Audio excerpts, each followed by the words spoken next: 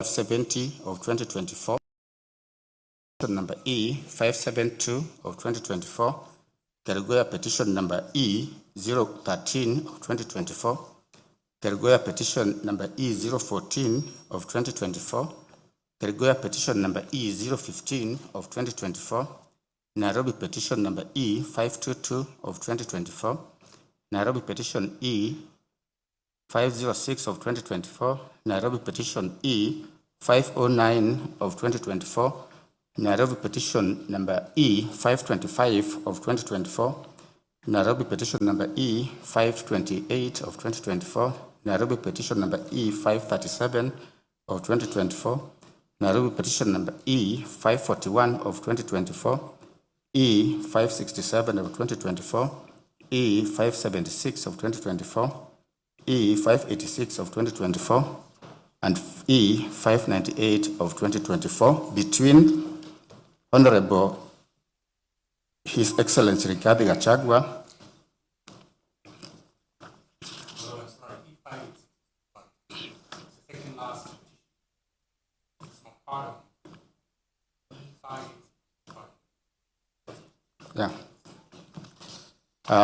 petitioners Rigathi Gachagua, Thomas Kimotho Maingi, John Jerry Maina, David Munyi Madenge, Peter Gichobi Kamotho, Grace Mudomi Mwangi, Clement Mchiri Murioki, Edwin Munene Karioki, Sharia Mtani na Shadrack Wambui,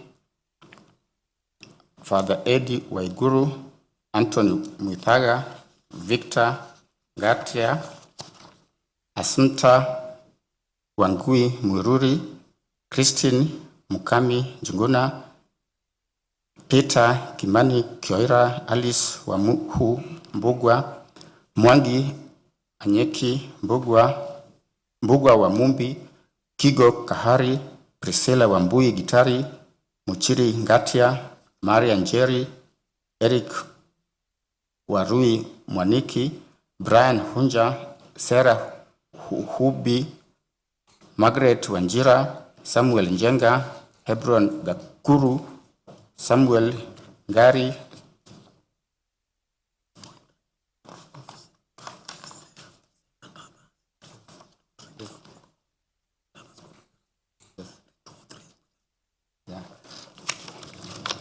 I accept, Council, that the parties are known. We can move ahead, and others versus the respondents. Speaker of National Assembly of Kenya, Speaker Senate, Senate of Kenya, Honorable Attorney General, and several others.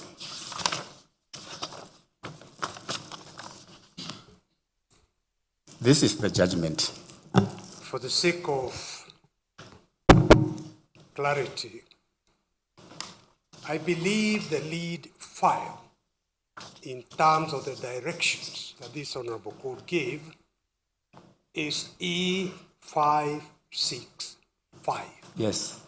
That is not quite what I heard. Yeah, that is the lead file.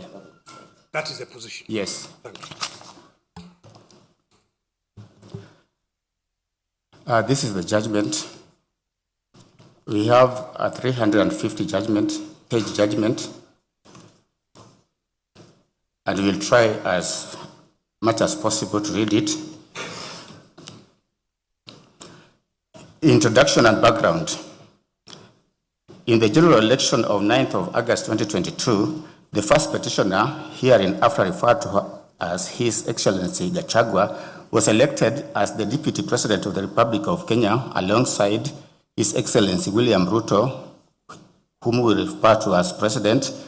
Their election was upheld by the Supreme Court, paving the way for their swearing in on 13th of September 2022, beginning what was expected to be a full constitutional term under Article 145 sub-Article 1 and Article 148 sub-Article 6. That expectation, however, was cut short following the successful impeachment proceedings against His Excellency Gachagua.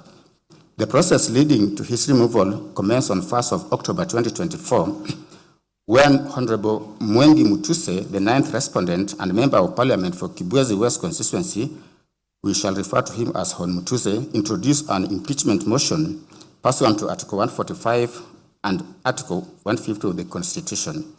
The motion hereafter refers.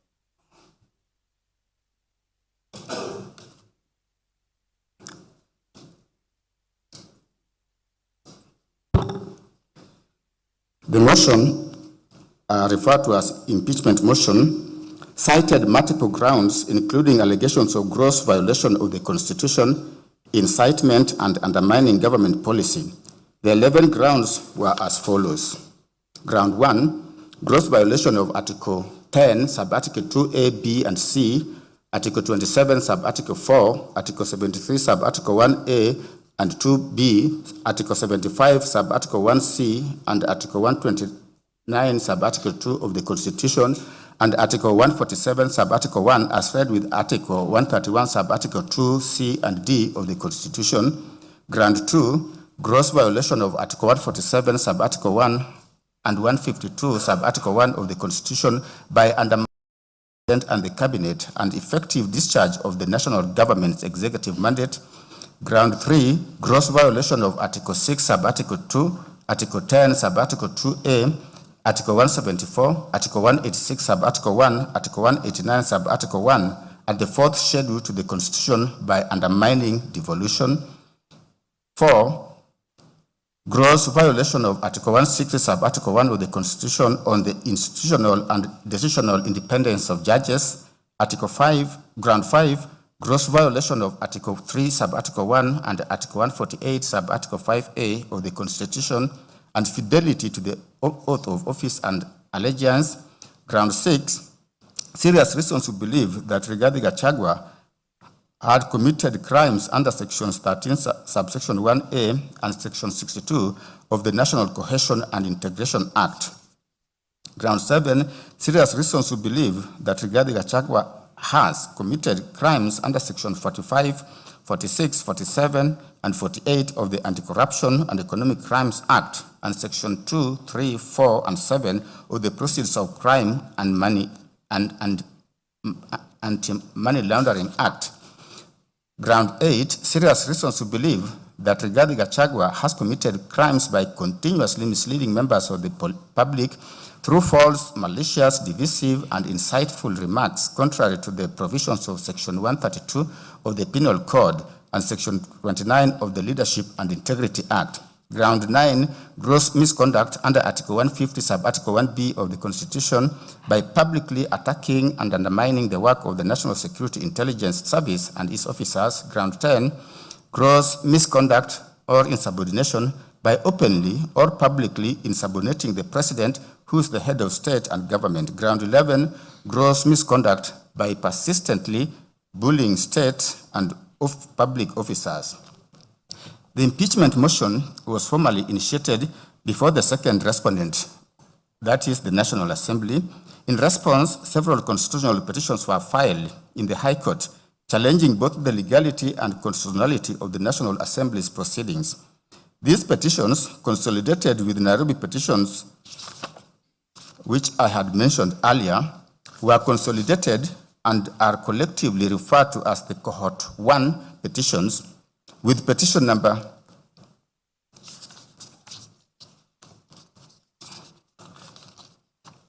E522 of 2024 designated as the lead file. 56, that was Cohort 1 petitions. Cohort 2 petitions, where these petitions belong, the lead file is 565 of 2024. On 8th of October 2024, the National Assembly passed the impeachment motion. Subsequently, the resolution was transmitted to the Senate. As the impeachment process unfolded, further applications were seeking conservatory release were filed in the High Court to restrain the Senate from proceeding with impeachment hearings. The Senate thereafter conducted its hearings and upheld 5 of the 11 charges against His Excellency Gachagua, as a result of which he effectively ceased to hold office as Deputy President of the Republic of Kenya. The Senate's decision was communicated to the public through a Gazette notice issued on 17th of October 2024. Following the impeachment, His Excellency President Ruto nominated Professor Kithure Kindiki, the second interested party, whom we shall refer to His Excellency Kindiki, to fill the vacancy in the office of the Deputy President. The National Assembly voted in favor of the nomination, and His Excellency Kindiki was sworn into the office on 1st of November 2024. As the Senate proceedings that culminated in the impeachment of His Excellency Gachagua were underway, and while the National Assembly was concurrently addressing the vacancy created in the office of the Deputy President, further petitions were filed in the High Court at Nairobi and Keregoya, including petition number 565 and several other petitions, being designated with petition number 565 of 2024 being designated as the lead file. Conservatory orders were initially issued restraining the swearing in of His Excellency Kindiki as Deputy President, but those orders were later lifted by this court in its ruling of 31st of October 2024, paving way for the swearing in as earlier stated. Thereafter, the pleadings were amended and cohort 2 petitions proceeded for hearing, culminating in the present judgment. We will now proceed to summarize the parties' pleadings and submissions in the cohort 2 petitions. Summary of pleadings and submissions. His Excellency Gachagua is the first petitioner. His case is as follows. He anchored his case on the further amended petition dated 13th of August 2025, supported by his affidavits deposed to on 18th of October 2024 and 27th of October 2024. Speaking to the deficiencies in the process before the National Assembly, His Excellency Gachagua deposed that the impeachment motion lacked the particularization and specificity required under Article 145, Sub-Article 1, and Standing Order Number 64, 1A. He took issue with the lack of credibility in respect of the charges against him in the National Assembly and the Senate. As regards the constitutional imperative of public participation, His Excellency contended that the National Assembly's process was deficient in that the notice was unreasonably short and that it lacked adequate designated venues. It was his case that the exercise was biased, with organizers framing it as meant for invited members of specific parties. He stated that the process utilized unverified feedback forms that resulted in fictitious data.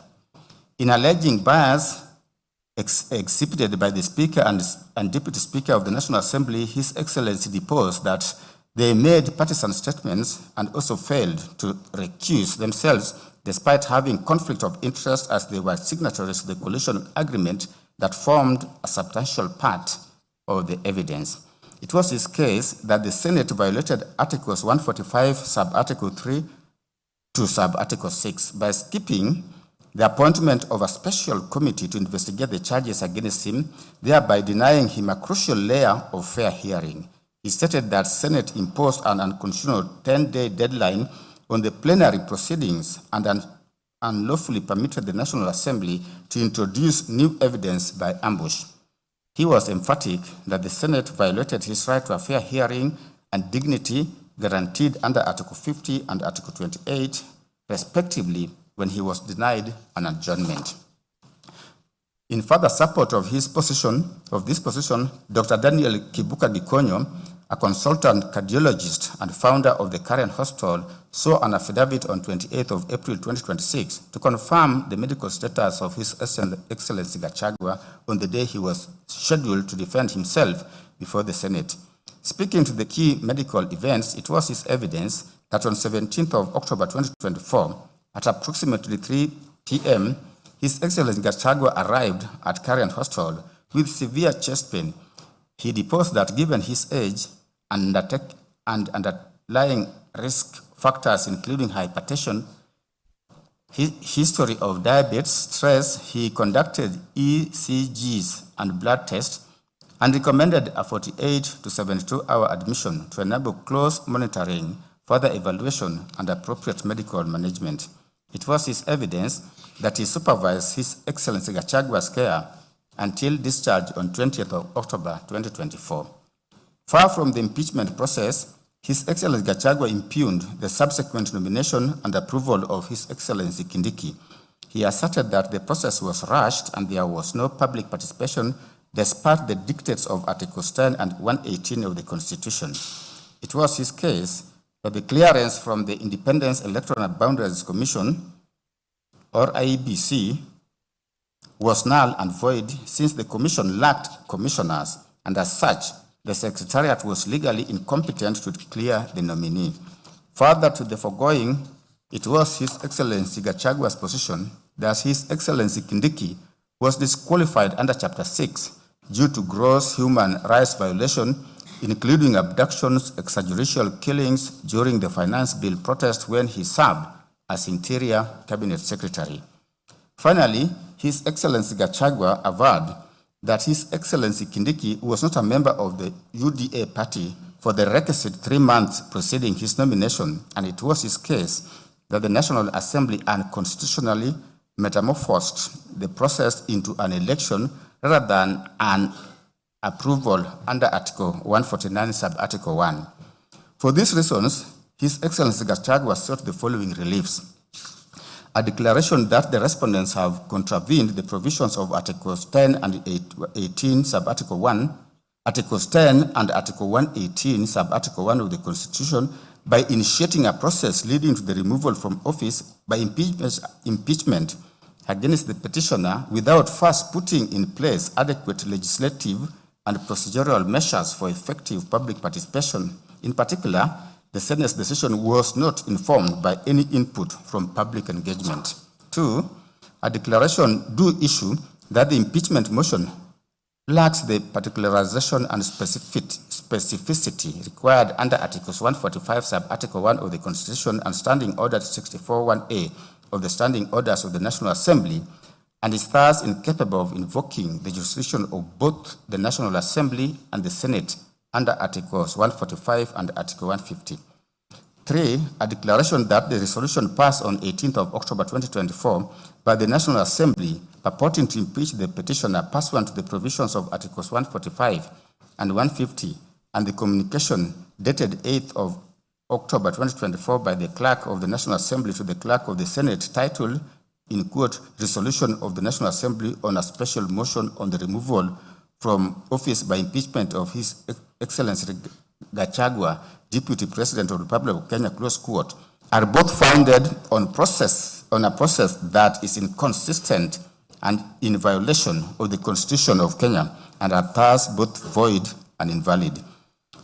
4th, a declaration that for the purposes of impeachment of the President or Deputy President of the Republic of Kenya, adequate public participation must be undertaken in all the 290 electoral constituencies in Kenya, the diaspora constituency, and the 1,450 electoral wards where the presidential election takes place. 5th, he sought a declaration that the period of 12 days provided under Standing Orders number 64, sub-order 2 and 6 of the Standing Orders of the National Assembly is grossly insufficient time for the National Assembly to facilitate any meaningful and reasonable public participation during the process of impeachment of the President or Deputy President of the Republic of Kenya. Thus, the standing order is unconstitutional insofar as it has the effect of abridging the time for public participation. 6, he sought a declaration that the proceedings before whole house plenary of the Senate of Kenya under Article 145 of the Constitution of Kenya are not limited or time-bound to 10 days, as would be if a special committee is appointed under Article 145, Sub-Article 4A.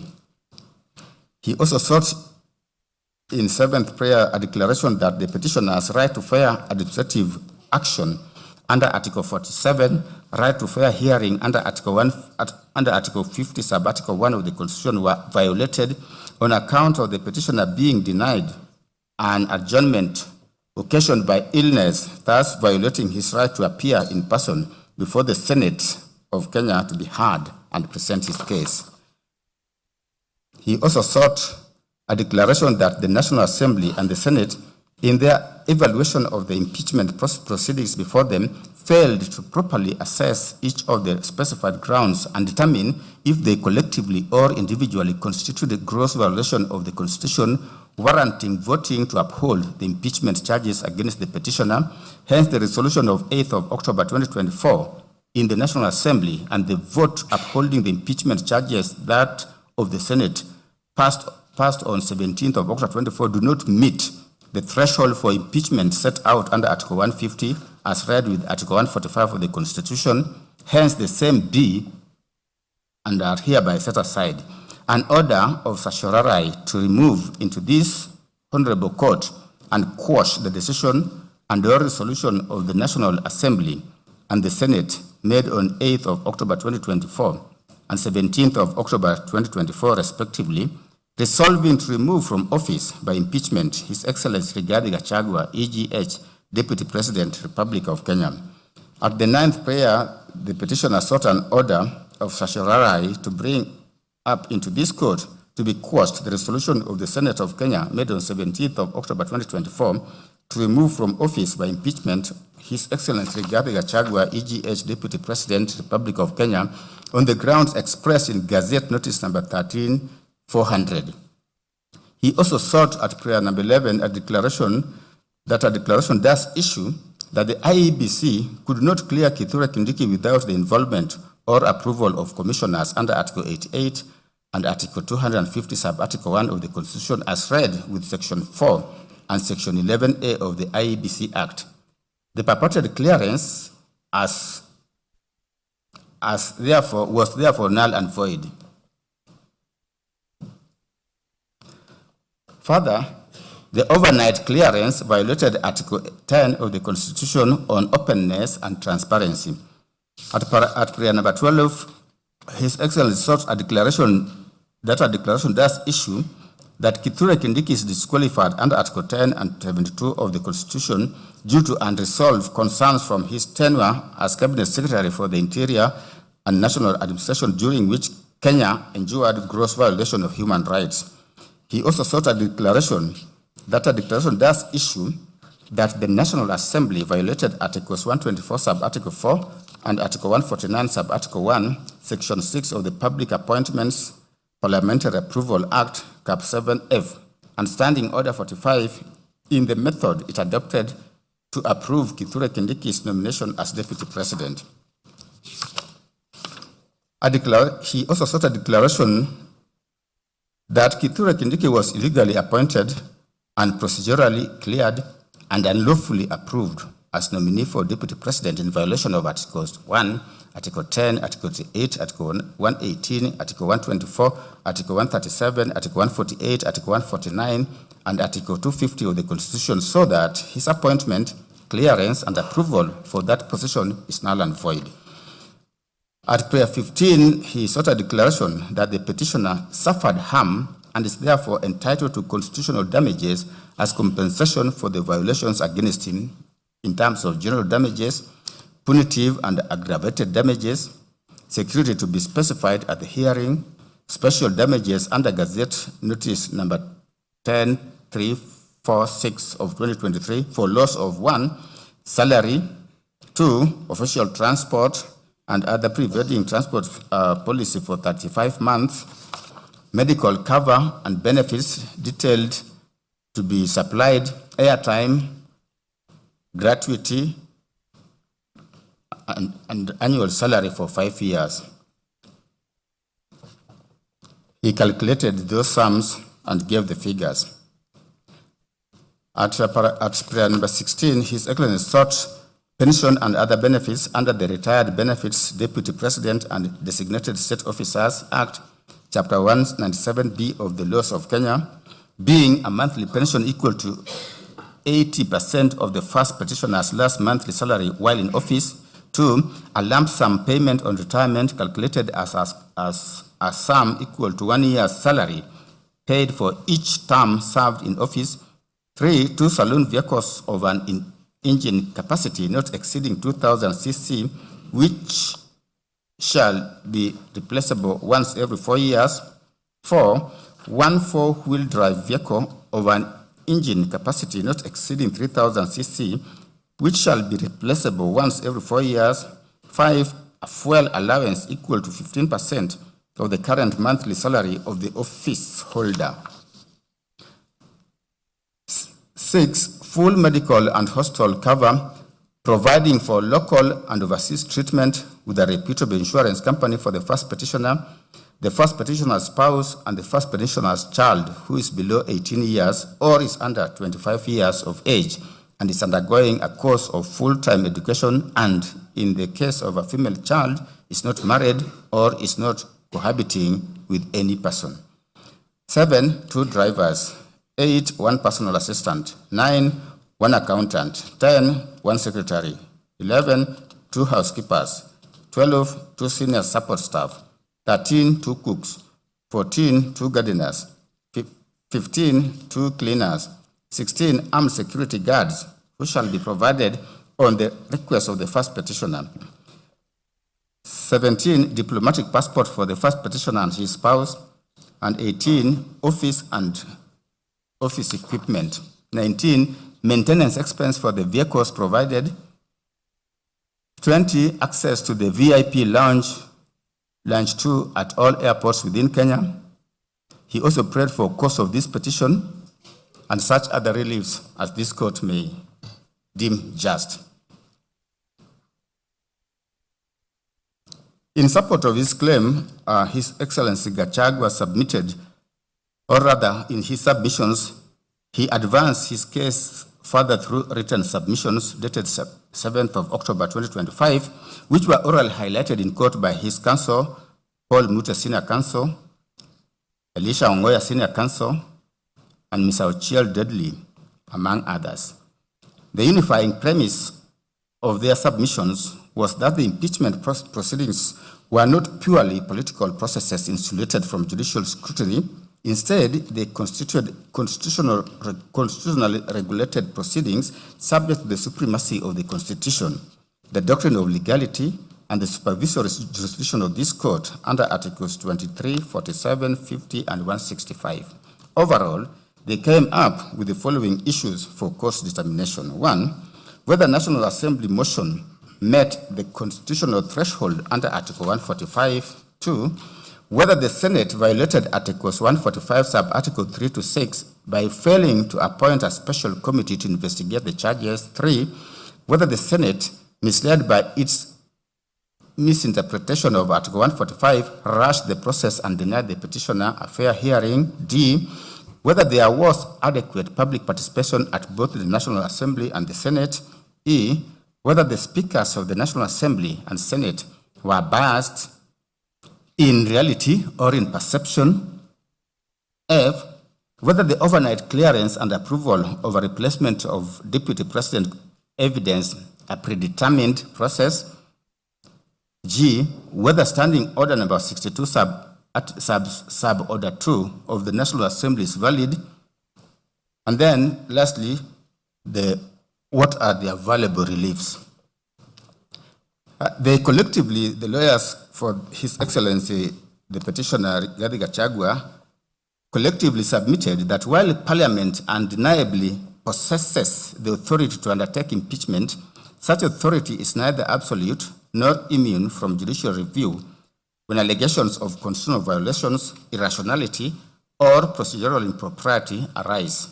They characterize the proceedings as a politically engineered process disguised as constitutional compliance, submitting that Parliament specifically observed procedural forms while deliberately undermining constitutional substance, thereby necessitating judicial intervention to preserve the rule of law. Leading the charge on the constitutional standards of the process, learned Senior Counsel Elisha Ongoya anchored his arguments on constitutionalism and legitimacy within Kenya's presidential order. He submitted that the Constitution transformed governance from unrestrained political discretion to a system founded on constitutional limitation and accountability, which rendered all exercise of public power, including parliamentary impeachment, subordinate to the Constitution and amenable to judicial scrutiny. Describing the proceedings as an exercise in malicious compliance, he drew parallels to the historical trials of Socrates, Sir Thomas More, and Jesus Christ to demonstrate how processes can appear outwardly lawful while being fundamentally unjust and predetermined. He maintained that constitutional democracy depends on good faith, adherence to fairness, and constitutional morality, not merely technical compliance. In analyzing the text of Article 145 and Article 150, Counsel noted that the threshold language, gross violation, gross misconduct, and serious reasons prove impeachment is a mechanism reserved strictly for the gravest constitutional transgressions. To that end, Counsel drew the support from the cases of Mike Sonko, which we have, particulars we have given, Muya and versus Tribunal appointed to investigate the conduct of Justice Martin Muya. We have given citation. He used these cases to argue that grounds must be substantiated by cogent evidence to an intermediate standard higher than a balance of probabilities. Senior Counsel Ngoya further submitted that since impeachment directly interferes with the sovereign will of the electorate expressed through universal suffrage, courts could not abdicate their responsibility by treating it as a purely political immune process. It was his case that the grave consequences of removal brought the matter squarely within the High Court's supervisory jurisdiction, requiring it to interrogate whether Parliament met the heightened constitutional standards. Senior Counsel Paul Mute submitted on the democratic mandate and the political question doctrine. He was emphatic that impeachment in Kenya's presidential system is an extraordinary constitutional remedy of last resort. He distinguished Kenya's architecture from parliamentary systems where executive tenure relies on legislative confidence. It was his case that the deputy president derives direct democratic legitimacy from the electorate through universal suffrage and cannot be removed due to transient political dissatisfaction or partisan convenience. In view of the fact that impeachment effectively overturns the democratic will, it was Senior Counsel's position that the Constitution deliberately imposed strict procedures and substantive safeguards that courts are duty-bound to enforce. Learned Counsel drew support from the decision in Mike Sonko Mbuvi, which we have stated, to restate that the threshold for removal could not be reduced to political expediency. He further called to his aid the Court of Appeal decision in Martin Nyaga Wambora, we have given citation, to argue that judicial review of the proceedings affirmed constitutional supremacy rather than offend the concept of separation of powers. He firmly rejected the respondents' invocation of the political question doctrine, asserting that the Constitution creates no autonomous islands immune from accountability, and he maintained that all constitutional power remains subordinate to the judiciary's review. Learned Counsel Mr. Chiang Dudley submitted on jurisdiction and the mandatory duty to adjudicate. At the outset, he pointed out an alleged internal contradiction in the respondent's case, simultaneously conceding the court's jurisdiction while urging it to abstain from exercising it. He submitted that constitutional adjudication could not be avoided simply because a dispute implicated political institutions or carried political consequences. He took the position that once allegations of procedural impropriety or rights infringements arose, the process ceased to be purely political.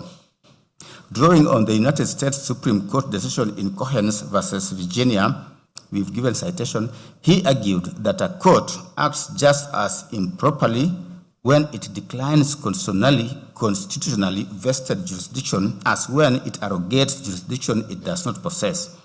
It was his case that Article 165 imposes a mandatory obligation on the High Court to determine disputes whose constitutional violations are alleged as such. The judiciary would itself violate the Constitution by declining to hear politically sensitive questions. Mr. Ochieng submitted further that separation of powers does not establish institutional immunity, and that judicial review ensures Parliament acts within its boundaries.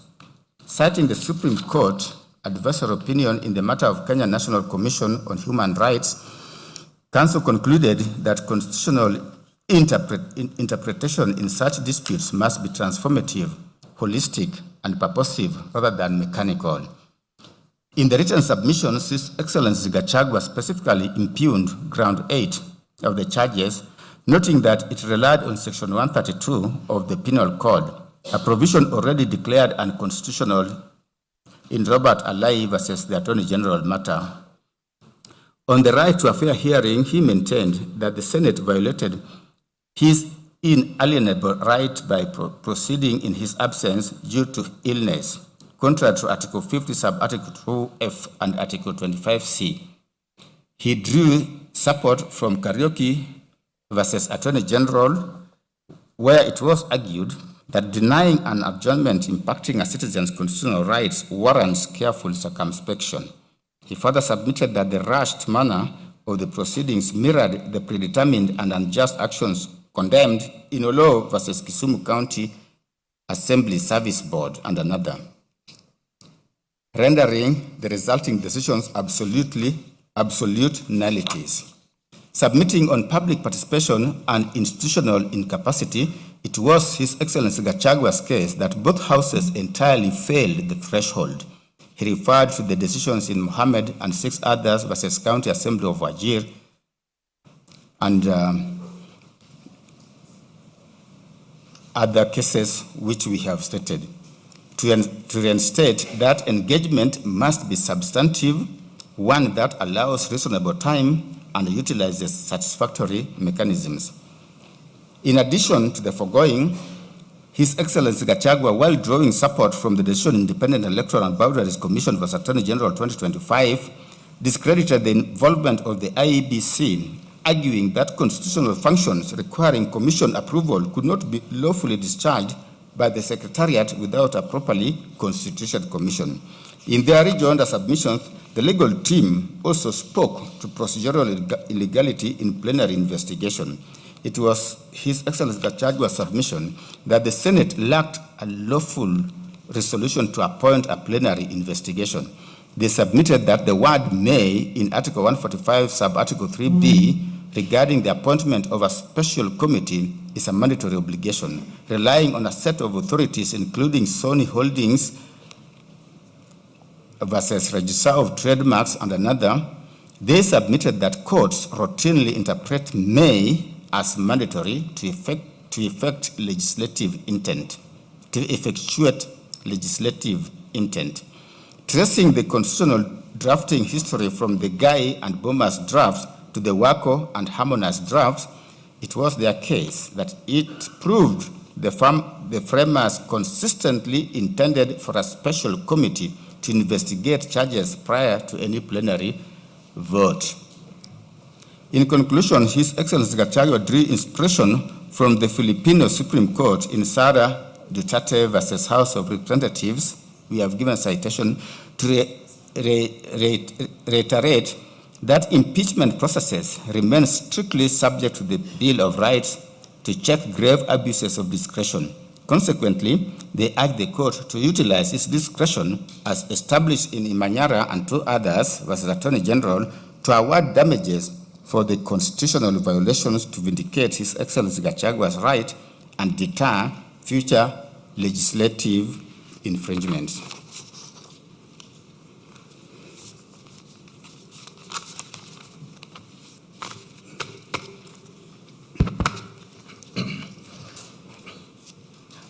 I will proceed from the second petitioner's case, that is Thomas Kimoto Maingi. Thomas Kimoto Maingi, the second petitioner in the consolidated petitions, filed a petition dated 25th September 2024 before the High Court at Kerugoya. The petitioner described himself as a former member of the National Intelligence Service, NIS, and contended that his constitutional rights had been violated by statements allegedly made by His Excellency Gachagua on 26th of June 2024 concerning the conduct of NIS during the Finance Bill 2024 protests. He averred that, having served in the NIS for over 20 years before retiring in May 2022, he was publicly associated with the intelligence service within his community, and that the remarks by His Excellency Gachagua portrayed NIS officers as incompetent and responsible for the unrest and loss of life witnessed during the protest. He asserted that the remarks exposed him to ridicule, hostility, threats, and psychological distress, forcing him to temporarily leave his home in Kirinyaga County and seek refuge in Embu County out of fear for his safety. Mr. Maingi further contended that the Attorney General, AG, failed in his constitutional duty as the principal legal advisor to government by failing to advise His Excellency Gachagua appropriately regarding the provisions of sections 24, 25, and 26 of the National Security Intelligence Service Act relating to complaints against the NIS. The petitioner alleged violations of Articles 10, 27, 28, 29, and 47 of the Constitution, claiming that the impugned statements amounted to discrimination, infringement of human dignity, psychological torture, and unfair administrative conduct. Consequently, the petitioner sought the following reliefs: that there be a declaration that the constitutional rights of the applicant as provided for under Articles 10, 27, 28, 29, and 47 of the Constitution have been violated by the respondents. B, that the first respondent be ordered to issue an apology to the NIS members and staff for the utterances and or speech made on the 26th of June 2024. C, cost of the petition, and D, any other relief the court may deem. The second petitioner did not, however, file any written submissions. The third petitioner's case. Honorable Njeri Maina, the third petitioner in the consolidated petitions, filed the petition dated 2nd of October 2024. That was later amended on the 9th of October 2024 before the High Court at Kerugoya. She is the current woman representative in the National Assembly for Kirinyaga County. She stated that she brought the petition on her own behalf and on behalf of the residents of Kirinyaga County, and in public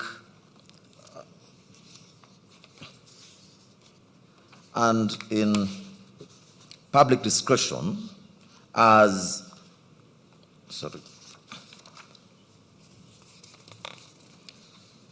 in public interest, her petition also principally challenged the constitutionality, legality, and procedural propriety of the impeachment proceedings commenced against His Excellency Gachagua. She contended that the public participation process undertaken by the National Assembly in relation to the impeachment motion was ineffective, inadequate, and constitutional owing to the short notice periods and inaccessible venues. She took issue with the insufficient dissemination of information, defective response templates, lack of proper facilitation of members of the public, and the alleged failure by Parliament to comply with court orders directing constituency-level public participation. She further asserted that the impeachment process violated Articles 10, 47, 48, 145, and 150 of the Constitution, and challenged the constitutionality of Standing Order number 64-2 of the National Assembly Standing Orders on the basis that it imposed an unconstitutional 7-day timeline for disposal of impeachment proceedings, thereby undermining meaningful public participation. Honorable Maina also questioned the legality of the Senate's decision to conduct the impeachment proceedings in plenary instead of through a special committee under Article 145, Subarticle 3B of the Constitution, urging that investigation of impeachment charges could only lawfully be undertaken by a select committee of the Senate. In addition, she challenged the legality of the National Assembly as constituted, contending that it failed to comply with the constitutional 2/3 gender principle under Articles 27, 81B, 102, 161 of the Constitution, and was therefore incapable of lawful entertaining an impeachment motion. As such, Honorable Maina sought for the following reliefs. A declaration that the modalities put in place by the first respondent in respect of the public participation forums that were scheduled for the 4th October 2024 regarding the special motion fell below the threshold of proper, effective, and meaningful public participation as envisaged under Article 10 of the Constitution.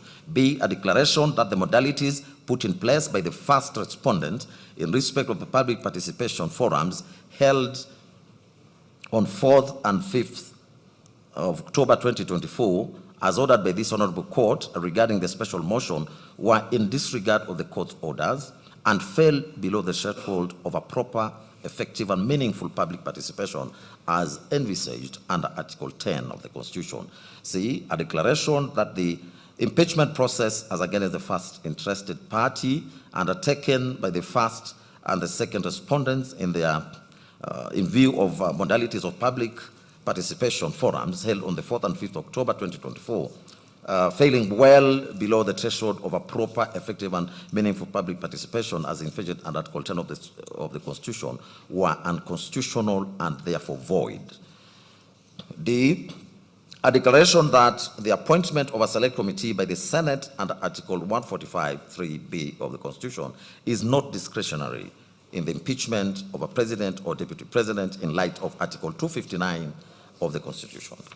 A declaration that any proceedings in regard to impeachment of the first interested party taken by the second and fourth petition respondents outside the select committee of Senate under Article 145, Subarticle 3B of the Constitution are unconstitutional and void.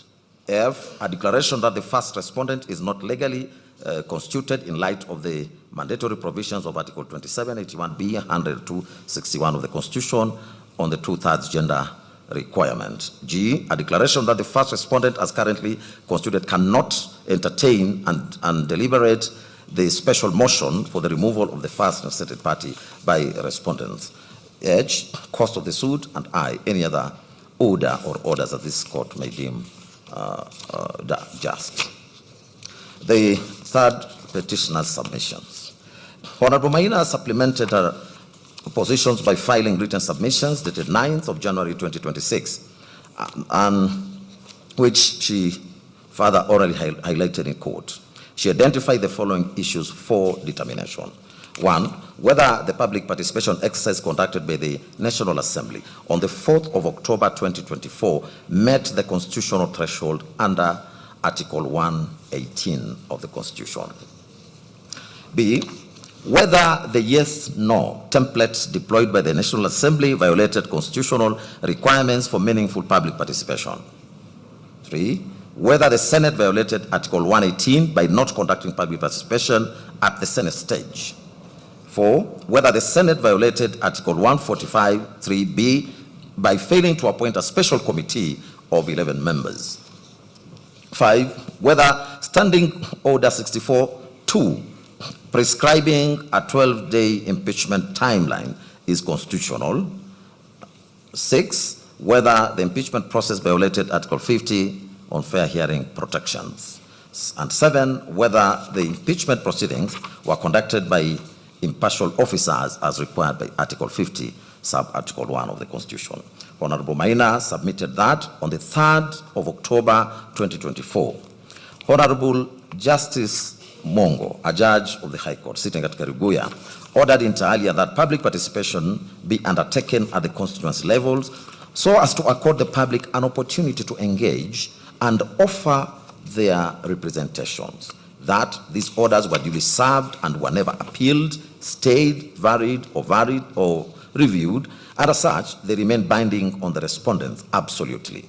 Speaking to the obligation to obey court orders, Honorable Maina submitted that such obedience is foundational to the rule of law as was held in Law Society of Kenya and 3 others versus Inspector General of Police and 4 others reported in 2024 KEHC, KLR.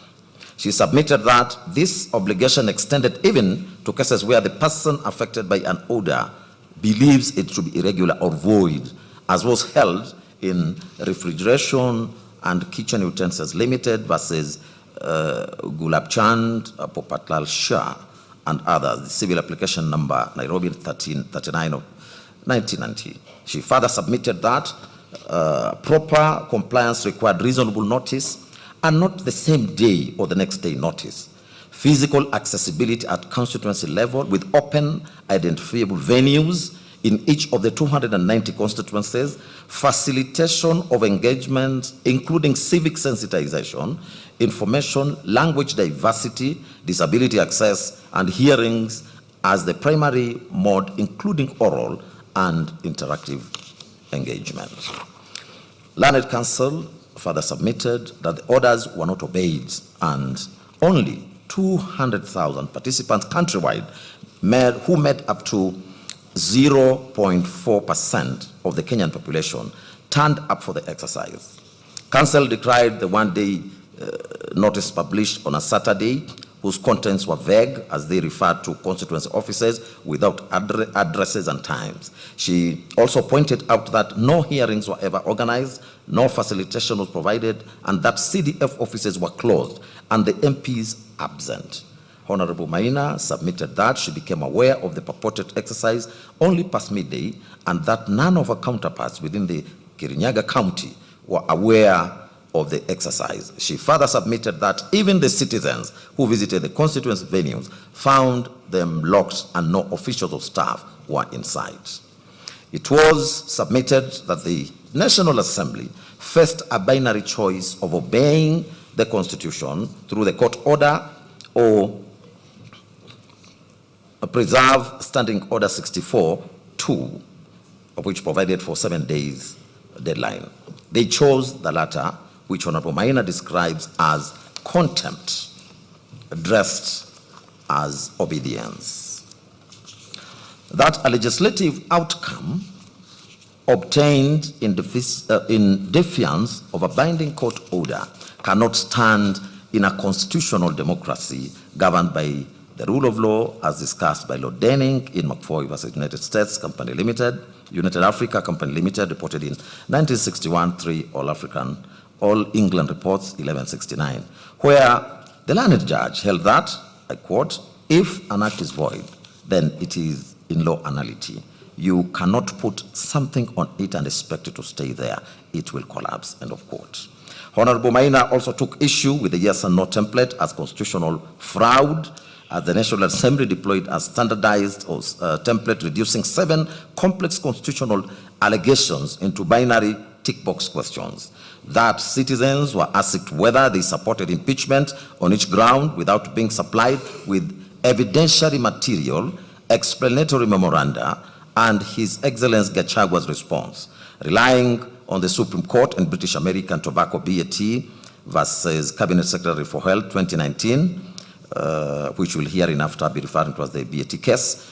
She articulated attributes of meaningful participation to include clarity of the subject matter for the public to understand, structures, processes that are clear and simple, opportunity for balanced influence from public, commitment to the process such that views can influence outcomes, and inclusive and effective representation.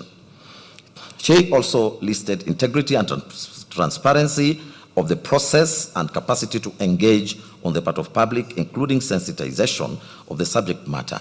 Honorable Maina admitted that the digital-only, English-only mechanism systematically excluded rural residents, the elderly, persons with disabilities, the non-English speakers, and the non-English speakers. She stated that there were no physical venues for explaining the template or receiving oral views, that were only in 10, that there were only 10 pictures of people attached as evidence of attendance for the 5th October exercise, and that they were contained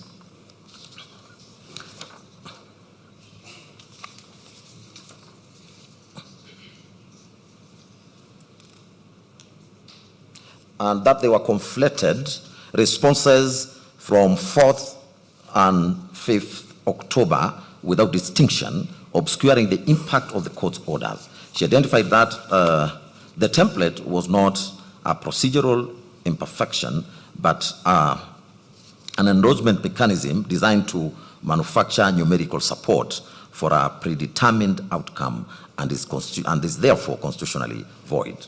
It was her further submission that Article 118 imposes an independent obligation on each House of Parliament to facilitate public participation in its own business, that the Senate is not a subordinate appendage of the National Assembly, as was held in Speaker of Senate versus Attorney General, reported in 2013, where she stated that the Senate's role in impeachment is determinative under Article 145(7), as it performs a quasi-judicial function of the highest constitutional order.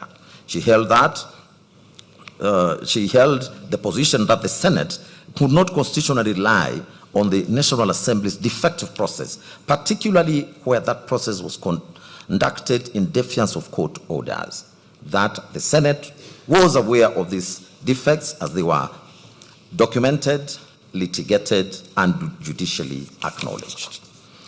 Counsel submitted further that in Mwangaza versus Speaker of the Senate 2025, reported in 2025 Kinyalo reports, this court held that Senate must satisfy itself that public participation was adequate and satisfaction requires inquiry, assessment, and independent judgment, but the Senate undertook none. That the Senate conducted no public participation whatsoever, as no notices were issued, no invitations were extended, no hearings were conducted, and no submissions were received, and that this is not a case of inadequate participation, but a case of none at all.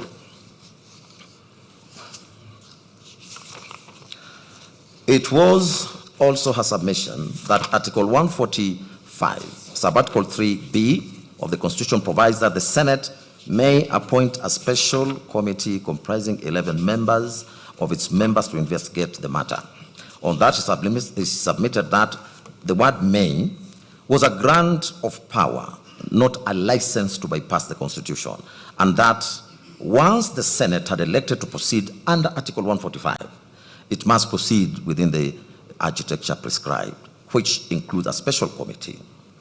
She further stated that under Article 145, Subarticle 6, it provides that the Senate jurisdiction to vote is triggered only if a special committee reports that allegations have been substantiated, and absent a committee report, the gateway to plenary determination was not opened.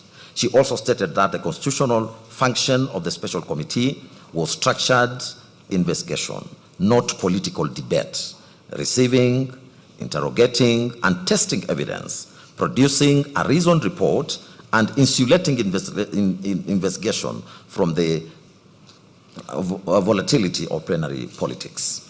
That Article 145, Subarticle 5 of the Constitution, guaranteed the Deputy President the right to appear and be represented before the special committee, and by bypassing the committee, the Senate extinguished an entire constitutional hearing stage guaranteed to the Deputy President, thus violating the non-derogable right to a fair hearing.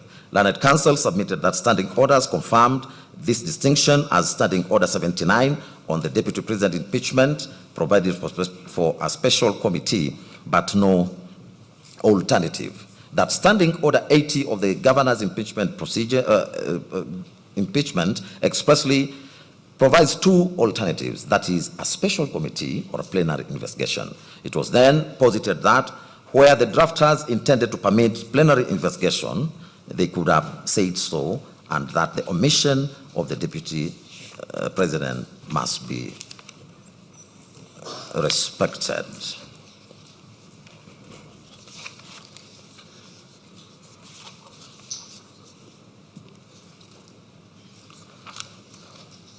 Learned Counsel drew parallels to Section 33(3)B of the County Governments Act, which provides that the Senate may appoint a special committee in governor impeachments, and that The courts, including Wambora, have held that this confers discretion, and the Senate has lawfully proceeded in plenary. That those decisions underscore the opposite point, that where law expressly provides alternatives, discretion exists, but where the Constitution provides only one investigative pathway, the discretion does not extend to inventing another. She submitted that by proceeding to plenary determination without appointing a special committee, the Senate acted without jurisdiction, bypassed a constitutionally mandated investigative stage, and extinguished a guaranteed hearing right. She also submitted that Senate had collapsed constitutionally distinct phases into a single political exercise, and the impeachment proceedings were therefore unconstitutional, null, and void ab initio. It was a further submission that Standing Order 64-2 lay at the heart of the constitutional infirmity, as it imposed unreasonable timelines that rendered compliance with the Constitution impossible. Council invoked Article 2(4) of the Constitution, which provides that any law that is inconsistent with the Constitution is void to the extent of the inconsistency. She placed reliance on Orange Democratic Movement Party versus Speaker of the National Assembly, reported in 2024, where this court affirmed that standing orders cannot override the Constitution nor substitute the constitutional requirements of public participation as expounded by the courts. In that light, Parliament's invocation of good faith was faulted, it being argued that Standing Order 64-2 structurally precluded constitutional compliance. She submitted that where standing order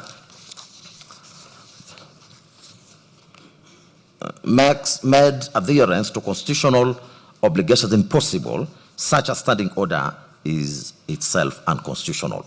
It was further submitted that Standing Order 64-2 embodied a deliberate parliamentary choice to prioritize political expediency over constitutional safeguards. By prescribing rigid timelines, it ensured that once an impeachment motion gained initial traction, the process would be driven to conclusion before public sentiment could evolve, before courts could intervene meaningfully, or before the affected office holder could mount an effective defense. Counsel argued that this was precisely what the Constitution sought to prevent, since impeachment is not a mere vote of no confidence, but a quasi-judicial constitutional process carrying grave consequences. On that basis, it was argued that this court should declare Standing Order 64-2 unconstitutional, null and void, to the extent that it prescribed timelines incompatible with constitutional requirements, and that any impeachment conducted under its terms is tainted with illegality from inception. On the question of whether His Excellency Gachagua was accorded a fair hearing, Honorable Maina submitted that he was hospitalized with chest pains on the eve of the Senate proceedings. Despite medical evidence of incapacity, the Senate proceeded with the hearing and voted, thereby violating the most basic tenet of the fair hearing rule, audi alteram partem, meaning no person shall be condemned unheard. Counsel further argued that the 12 days between service of the motion and the National Assembly vote were constitutionally inadequate, given that Article 50, Subarticle 2B, guaranteed the right to have sufficient time and facilities to prepare defense. His Excellency Gachagua, it was emphasized, faced 11 complex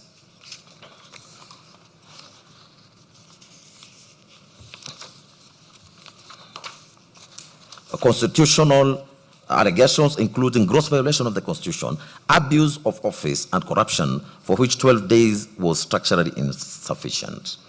As the Supreme Court affirmed in Sonko case, which we referred above, impeachment proceedings attract the protections of Article 50, and where a fair hearing is denied, the process collapses. On the issue of bias and predetermination, learned counsel submitted that both speakers of Parliament, as presiding officers over the impeachment motion, were constitutionally required to maintain impartiality, but acted contrary. It was argued that they assumed the role of initiators and proponents of the impeachment, thereby transforming into advocates for the motion rather than neutral arbiters. In particular, Speaker Moses Wetangula of the National Assembly was said to have participated in public statements endorsing the impeachment before presiding over the proceedings. Counsel emphasized that the test for bias is objective, where a reasonable, fair-minded observer would conclude that there exists a real possibility of bias, and submitted that the Speaker's public statements and advocacy for impeachment satisfied this threshold. Where the presiding officer is biased, she argued, the proceedings are fundamentally unfair, and the failure of the speakers to excuse themselves irredeemably tainted the process. For the above reasons, Honorable Maina urged the court to grant the relief sought in her petition.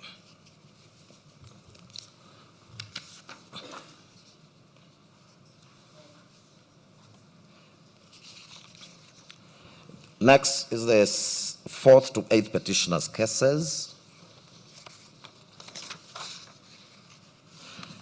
The 4th to 8th petitioners in the consolidated petitions, that is Honorable David Munyi Madenge, Peter Gechobi Kamoto, Grace Modoni Mwangi, Clement Muchiri Muriuki, and Edwin Munene Kariuki, jointly filed a petition dated 18th of October 2024 before the High Court of Kenya at Kerugoya.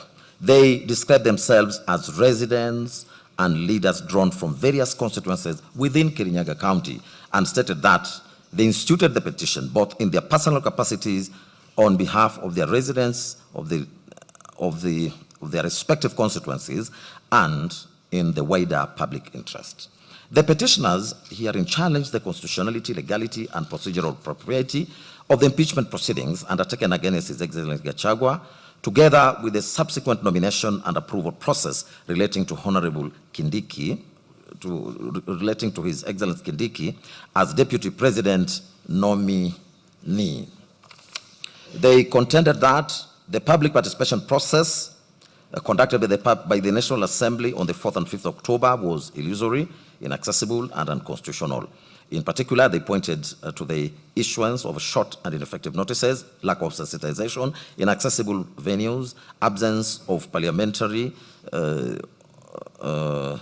officials at designated constituency sites, closure of the Kirinyaga Central CDF Hall, and the overall failure by both the National Assembly and the Senate to facilitate meaningful participation as required under Articles 10 and 118 of the Constitution.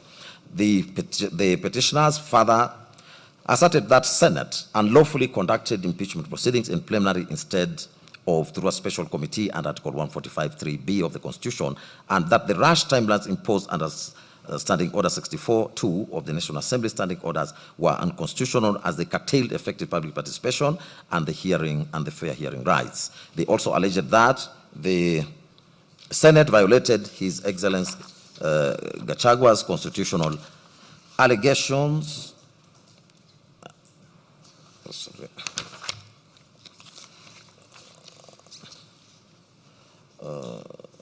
They also alleged that the Senate violated His Excellency Gachagua's non-derogable rights under Article 25(c) and 50 of the Constitution by refusing to adjourn proceedings on the 17th of October 2024, despite his hospitalization and medical emergency, thereby denying him an adequate opportunity to be heard.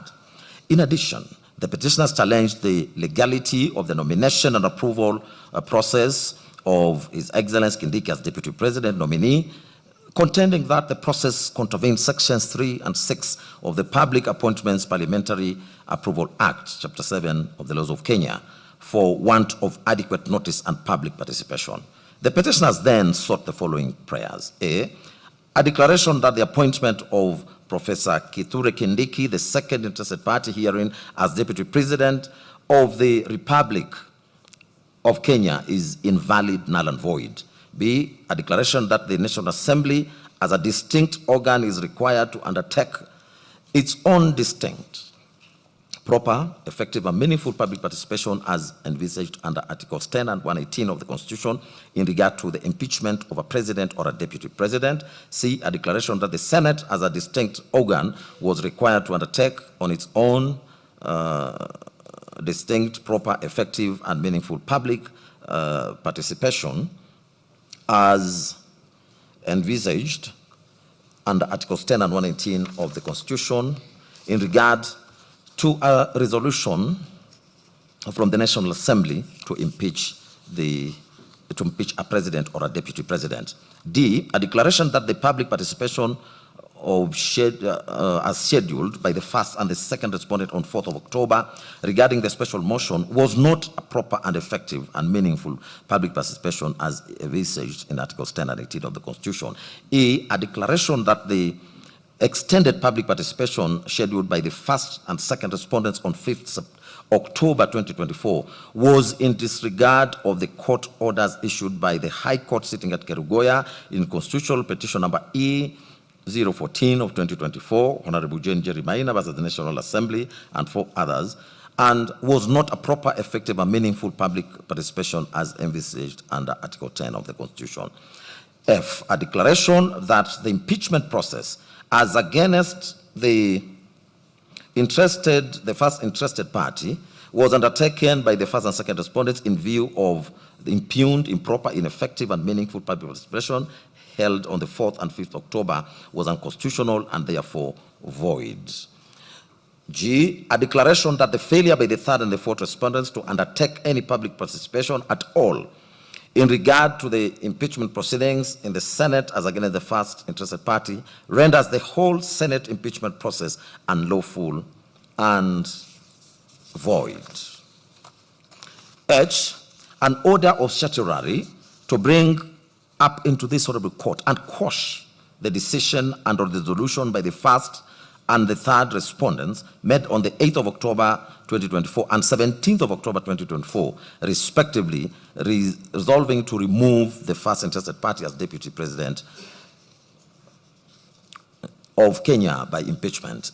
I, a declaration that there exists no vacancy in the office of the deputy president, allowing the fifth respondent to nominate anyone to fill such vacancy, and that any such nomination is unlawful and void. J, any other order or orders that this court shall deem just and expedient in the circumstances. K, cost of the suit.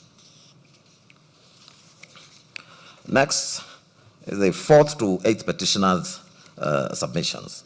In their submissions led by counsel, Mr. Evans Ogada, together with Mr. George Sakimpa, the 4th to 8th petitioners identify the following issues for court's determination. A, whether the impeachment process complied with Articles 10, 118, 145, and 150 of the Constitution, whether the public participation conducted by the National Assembly and the Senate met the constitutional threshold of being meaningful, adequate, effective, and lawful. C, whether a standing order 64-2 of the National Assembly is unconstitutional for imposing rigid timelines that undermine constitutional safeguards. And D, whether Article 145 and applicable standing orders require that investigation into impeachment charges be conducted exclusively by a special committee of the Senate, not by the Senate sitting in plenary. They submitted that Article 10 binds all state organs, including Parliament, to the national values such as democracy, public participation, the rule of law, accountability, and good governance. That the impeachment process was conducted with severe haste and limited deliberation, undermining transparency, accountability, and public participation. They relied on the Supreme Court decision in Speaker of the Senate versus AG and another reported in 2013, where it was held that Parliament was not exempt from constitutional discipline. They submitted further that Article 118 required Parliament to conduct business openly and facilitate public participation, and that this was not a formality, but a substantive constitutional obligation. They contended that the National Assembly gave the public less than 48 hours to consider complex, voluminous impeachment charges, which is a manifestly inadequate time frame, that no explanatory notes or responses from the deputy president were provided, and that in some counties, like Kirinyaga, designated venues were inaccessible. They further asserted that the Senate conducted no independent public participation at all, as it relied on the National Assembly's deficient exercise, which cannot cure the constitutional breach. And they relied on authorities in Law Society of Kenya versus National Assembly of Kenya, 3 others, reported in 2025 KLR, National Assembly and another versus Okoit and 55 others, Civil Appeal number E003 of 2023, consolidated with others. This is the decision of the Court of Appeal. They also relied on the decision of Doctors for Life and and the decision in Legal Advice Center, and 2 others versus County Government of Mombasa. On the unconstitutionality of the National Assembly Standing Order 64-2, Learned Counsel argued that the provision imposes rigid and unreasonable timeline that make meaningful public participation impossible, and that while Article 124 empowered Parliament to make standing orders, such orders are subordinate to the Constitution and cannot defeat constitutional rights, and Article 2.4 voids any law inconsistent with the Constitution. The petitioners urge the court to declare Standing Order number 64-2 unconstitutional.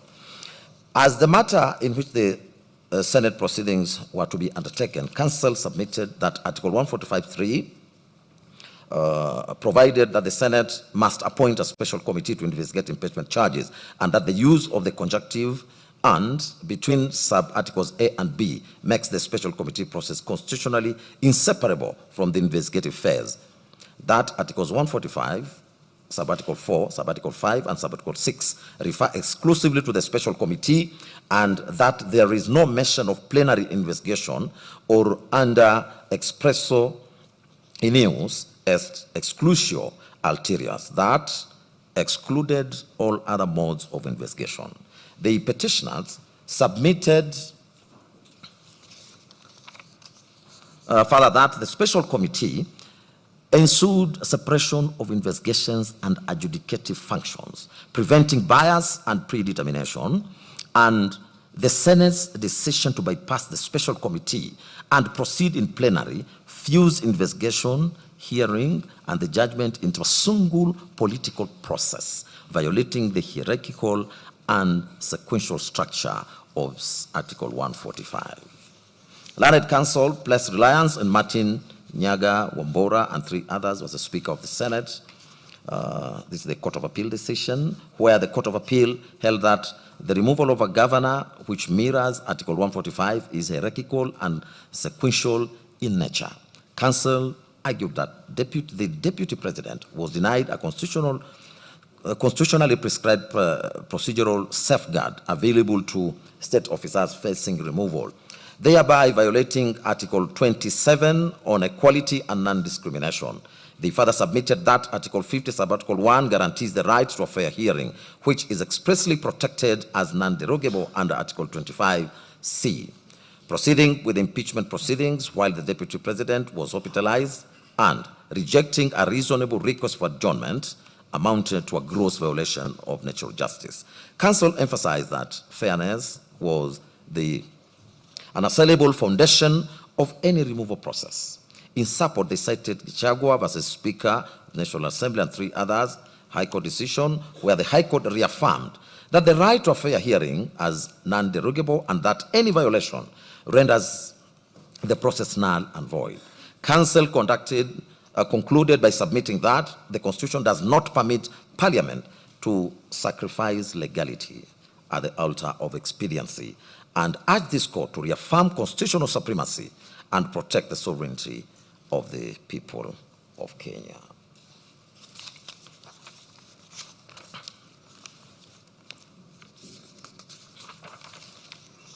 The petitioners prayed for declarations and that the impeachment process violated Article 10, 118, 145, and 150. A declaration that Standing Order 64-2 is unconstitutional, a declaration that the Senate unlawfully bypassed the special committee, and orders quashing the impeachment resolution. We'll now proceed to the ninth petitioner's case. Sheria Mtaani na Shedrack Komboy, a public benefit organization, filed the petition dated 18th of October 2024, together with a supporting affidavit sworn by Dorcas Mwai, an advocate of the High Court of Kenya, and a director thereof. The petitioner stated that it is established to assist members of the public in assessing justice, protecting constitutional rights, and promoting the rule of law, constitutionalism, accountability, and good governance. The petition challenged the constitutional and the legal validity of the impeachment proceedings, leading to the removal of His Excellency Gachagua from office as Deputy President, and further questioned the legality of the intended nomination and approval of His Excellency Kindiki as his replacement. It contended that the Senate proceedings conducted on the 17th of October 2024 violated His Excellency Gachagua's constitutional rights under Article 25C, 47, 50, and 45, sub-Article 5 of the Constitution. That the Senate unreasonably declined to adjourn the impeachment proceedings despite being informed that His Excellency Gachagua had fallen ill and had been admitted at Karen Hospital, thereby denying him an opportunity to personally defend himself against the impeachment charges. It was further alleged that the Senate acted in breach of the constitutional requirements of fair hearing, procedural fairness, and natural justice by proceeding with the impeachment in the absence of His Excellency Gachagua, while allowing the proceedings to continue on the basis of strict constitutional timelines. It asserted that although the Constitution contemplated an expeditious impeachment process, the constitutional timelines could not override His Excellency Gachagua's non-derogable right to a fair hearing and adequate opportunity to defend himself. Sheria Mtaani na Shedrack Komboy further complained that the proceedings before Senate were rushed, insensitive, and conducted in a manner that prioritized speed over substantive justice and constitutional safeguards. Additionally, the ninth petitioner challenged the legality of the subsequent process initiated by His Excellency the President to nominate His Excellency Kindiki as Deputy President under Article 149 of the Constitution. It was contended that the nomination violated Articles 82, 88, and 137 of the Constitution because IIBC was allegedly not properly constituted and therefore incapable of lawful verifying the constitutional qualifications of any nominee to the office of the Deputy President. Sheria Mtaani na Shedrack Komboy also argued that His Excellency Kindiki's nomination contravened Article 137 of the Constitution on the basis that he remained a serving Cabinet Secretary for Interior and National Administration at the time of his nomination. For these reasons, the organization sought the following prayers. A declaration be and is hereby issued that the rights and fundamental freedoms of the interested party herein to which his rights and fundamental freedoms under Articles 25, 50, 27, 47, 145 were grossly violated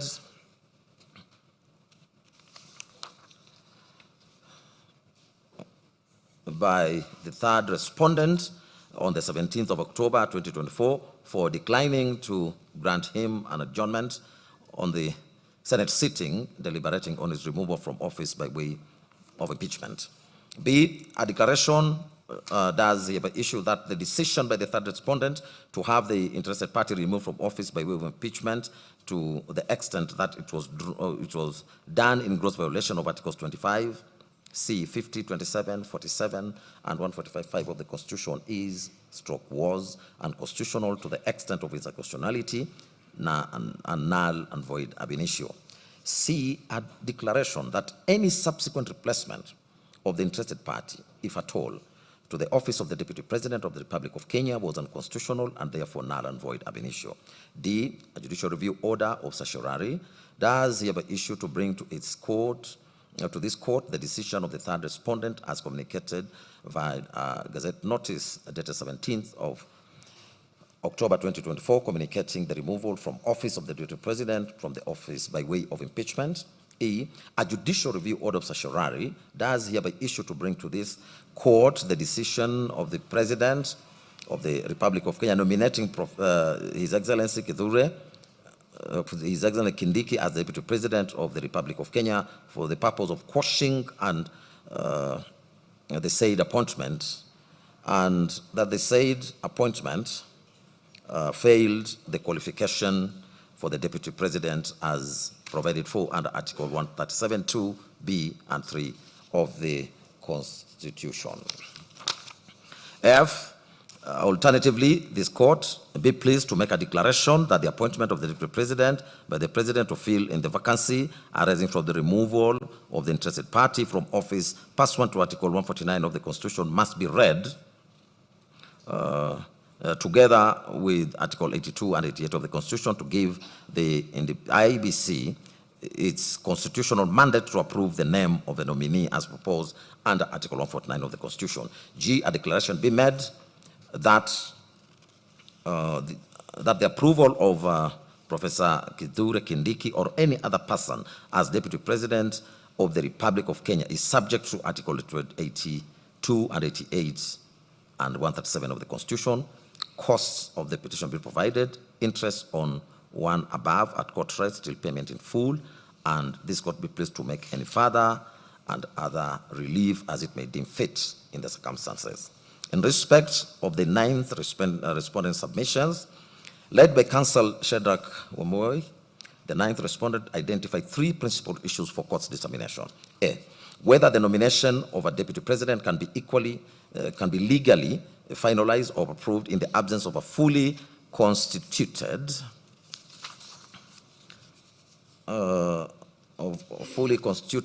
commissioners of the IEBC under Articles 82 and 88 of the Constitution. B. Whether the Senate's refusal to grant His Excellency Gachagua an adjournment due to documented illness during the impeachment proceedings constituted a breach of the rights to a fair hearing and natural justice under Articles 25C, 47 and 50 of the Constitution. And C. Whether the nomination of Honorable Kindiki while serving as a Cabinet Secretary is constitutionally infirm for violating eligibility criteria under Article 148 as read with Article 137. A learned counsel submitted that His Excellency Gachagua fell suddenly ill on the afternoon of the 17th of October, 2024, when he was scheduled to defend himself before the Senate, and that the Senate rushed the proceedings and unreasonably declined to adjourn to allow him to recuperate.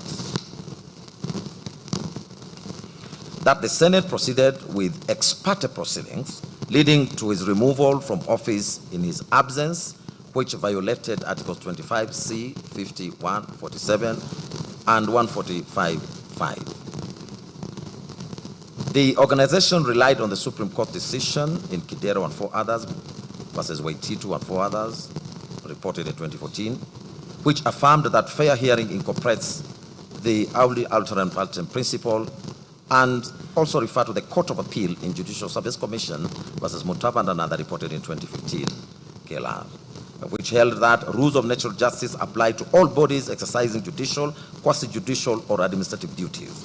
It submitted that Senate has no prescribed time limitation for completing impeachment proceedings, and the rushing was unjustified.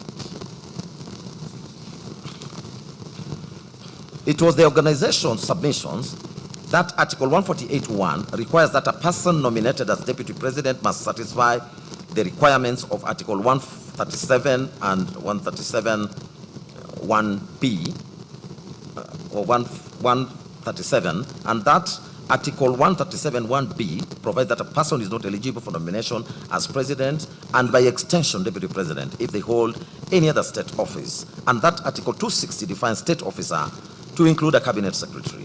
It submitted that at the time of his nomination and parliamentary approval on 18th of October 2024, His Excellency Kindiki was serving as the Cabinet Secretary for Interior, and therefore he did not satisfy the constitutional eligibility criteria, rendering his nomination null and void ab initio. It was the organization's further submission that at the material time in October 2024, the IEBC was not fully constituted and it lacked the requisite number of commissioners as the previous commissioners had resigned or retired. Articles 82 and 88 establishes a constitutional architecture requiring a lawful and fully constituted IEBC to oversee electoral and nomination processes, and that the Supreme Court in IEBC versus AG Advisory Opinion number 4 of 2024, reported in 2025, held that a clear distinction must be drawn between administrative continuity by the Secretariat and the exercise of constitutional authority vested in the Commission as a collegial entity. It submitted that the exercise of constitutional functions reserved for the Commission under Article 88, Sub-Article 4, cannot be lawfully discharged in the absence of a properly constituted Commission with the requisite quorum. It was further submitted that in the absence of commissioners, IEBC was constitutionally incapable from undertaking its mandated electoral processes, and that the approval of a deputy president nominee, the second highest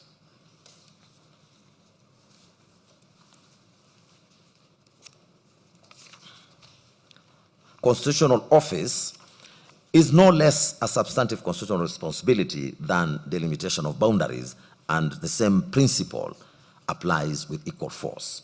The organization urged this court to apply Article 10 on the national values and principle of governance that brings all state organs, Article 20, Sub-Article 3b in the Dubia Pro Libertate doctrine, that where in doubt, the court ought to adopt the interpretation that most favors enforcement of a right or freedom enunciated in Jacqueline Okuta and another versus AG, High Court reported in 2017, and that it further submitted that the unconstitutional exercise of a legislative mandate cannot be shielded from judicial scrutiny, as was held in Commission for Implementation of Constitution versus National Assembly of Kenya and two others, 2013, KLR reported. In the end, the petitioner prayed that the petition be accordingly allowed.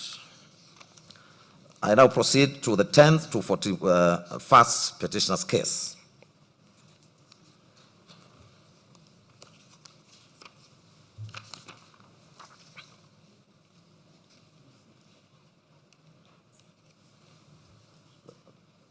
That's yours. Proceed.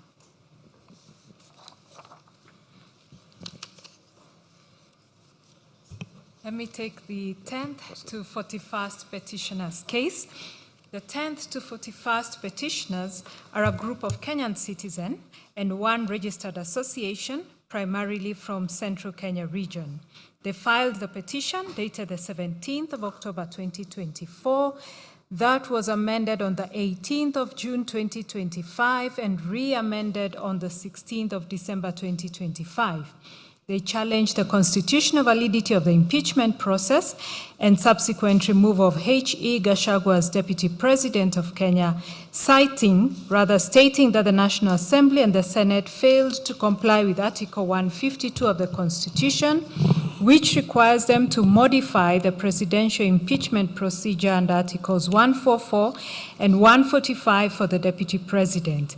They said that instead they applied the same rules under Standing Orders 64 and 65 for the National Assembly and Standing Orders 78 and 79 for the Senate without necessary modifications, ignoring that the Deputy President does not have the same powers, prestige, or legal immunities as the President. The petitioners aver that this failure rendered the entire impeachment process invalid, null and void ab initio, and violated the right to a fair hearing under Articles 25, 27, and 50.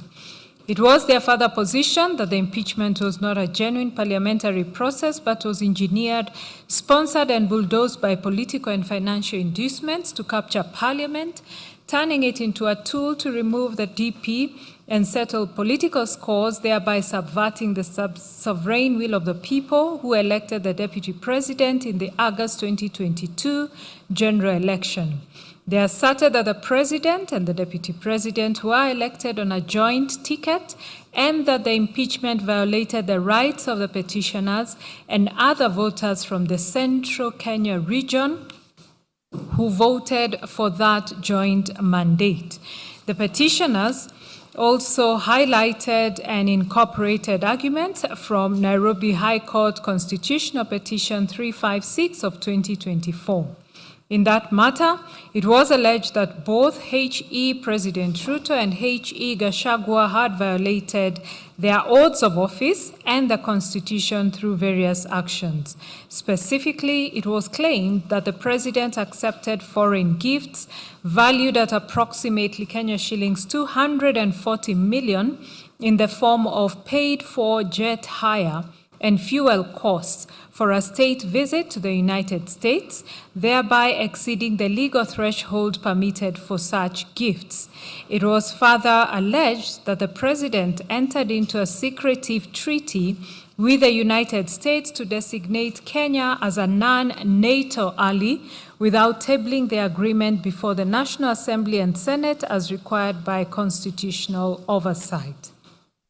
Additional claims included intimidation and threats directed at members of parliament to bypass oversight, as well as inducement of political defections to artificially control the majority party coalition. The petitioners accused the president of using state violence to criminalize and suppress the Gen Z, otherwise read the Generation X good governance protests, as well as the July 2023 protests against oppressive taxation and the high cost of living, and that he distributed state appointments along acute ethnic lines. Additionally, H.E. Gachagua was faulted for publicly dividing Kenyan citizens into shareholders and non-shareholders in quotes, based on political alignments, whereas H.E. President Ruto is accused of spending hundreds of millions of public funds to conduct avoidable by-elections caused by appointing sitting MPs and senators to the cabinet. The petitioners further argued that the Kenya Kwanza coalition agreement binds H.E. President Ruto to nominate a replacement deputy president from the Gikoyo, Embu, or Meru communities, which is the same region as the impeached deputy president. They sought a declaration that the president's power to nominate a new deputy president was subject to certification by the IEBC, that the nominee meets qualifications under Articles 99 and 137, stating that the 14-day and 60-day timelines in Article 149 were meant to ensure public participation across all 90 constituencies.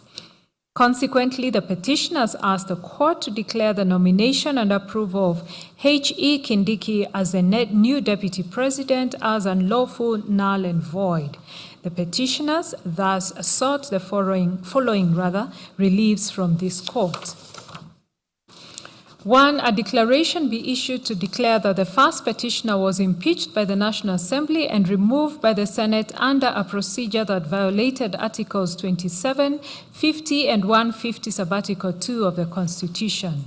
2, a declaration be issued to declare that the first and second respondents have violated the rights of the petitioners and other voters and residents of Central Kenya region by failing to govern together in accordance with their joint mandate secured during the presidential election held on the 9th of August 2022. 3, a declaration be issued to declare that the first petitioner was impeached by the Parliament under the respective standing orders of the National Assembly and the Senate that offends Article 150 sub-Article 2 of the Constitution.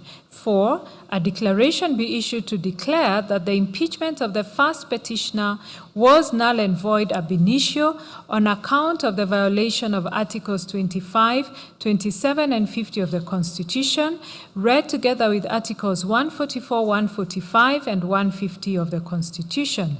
5, a declaration be issued to declare that the second and third to 14th respondents have conspired and schemed to remove the second respondent from office through impeachment in violation of Articles 1, 27, and 38 of the Constitution. 6, a declaration be issued to declare that the second respondent violated Articles 110, 118 and 150 of the Constitution in passing a resolution on 8th October 2024 to remove the second respondent from office.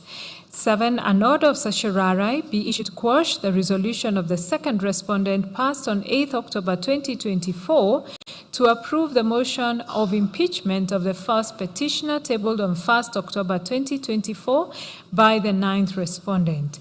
8. A declaration be issued to declare that the 6th respondent's power under Article 149 of the Constitution to nominate a person to occupy the office of the Deputy President is subject to certification by the Independent Electoral and Boundaries Commission under Articles 99 and 137 of the Constitution.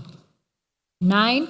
A declaration be issued to declare that the 14 days period prescribed under Article 149 for the President to nominate a person to occupy the office of Deputy President is to ensure compliance with Articles 10, 38, 99, and 137 of the Constitution. 10. A declaration be issued to declare that the 60 days period prescribed under Article 149(1) of the Constitution for the National Assembly to vote on the President's nomination to fill the vacancy in the office of the Deputy President is to ensure compliance with the requirement of public participation in all the 290 constituencies in accordance with Article 1, 10, 27, 38, 118, and 136 of the Constitution. 11. That by dint of Articles 1, 10, 27, and 38 of the Constitution, the first respondent is bound by the Kenya Kwanza Coalition Agreement dated the 5th of April 2022 to nominate a qualified person from either of the Gikuyu, Embu, and Meru communities to fill the vacancy in the office of the Deputy President occasioned by the impeachment of the second respondent. 12. A declaration be issued to declare that the 6th respondent's nomination and of approval, therefore, by the National Assembly of H.E. Honorable Kithure Kindiki, the second interested party herein, as Deputy President is unlawful, null and void ab initio. 13. The Honorable Court be pleased to issue an order of certiorari to quash the nomination by the National Assembly of Honorable Kithure Kindiki as a Deputy President via Gazette notice published in a special issue of the Kenya Gazette dated 18th October 2024.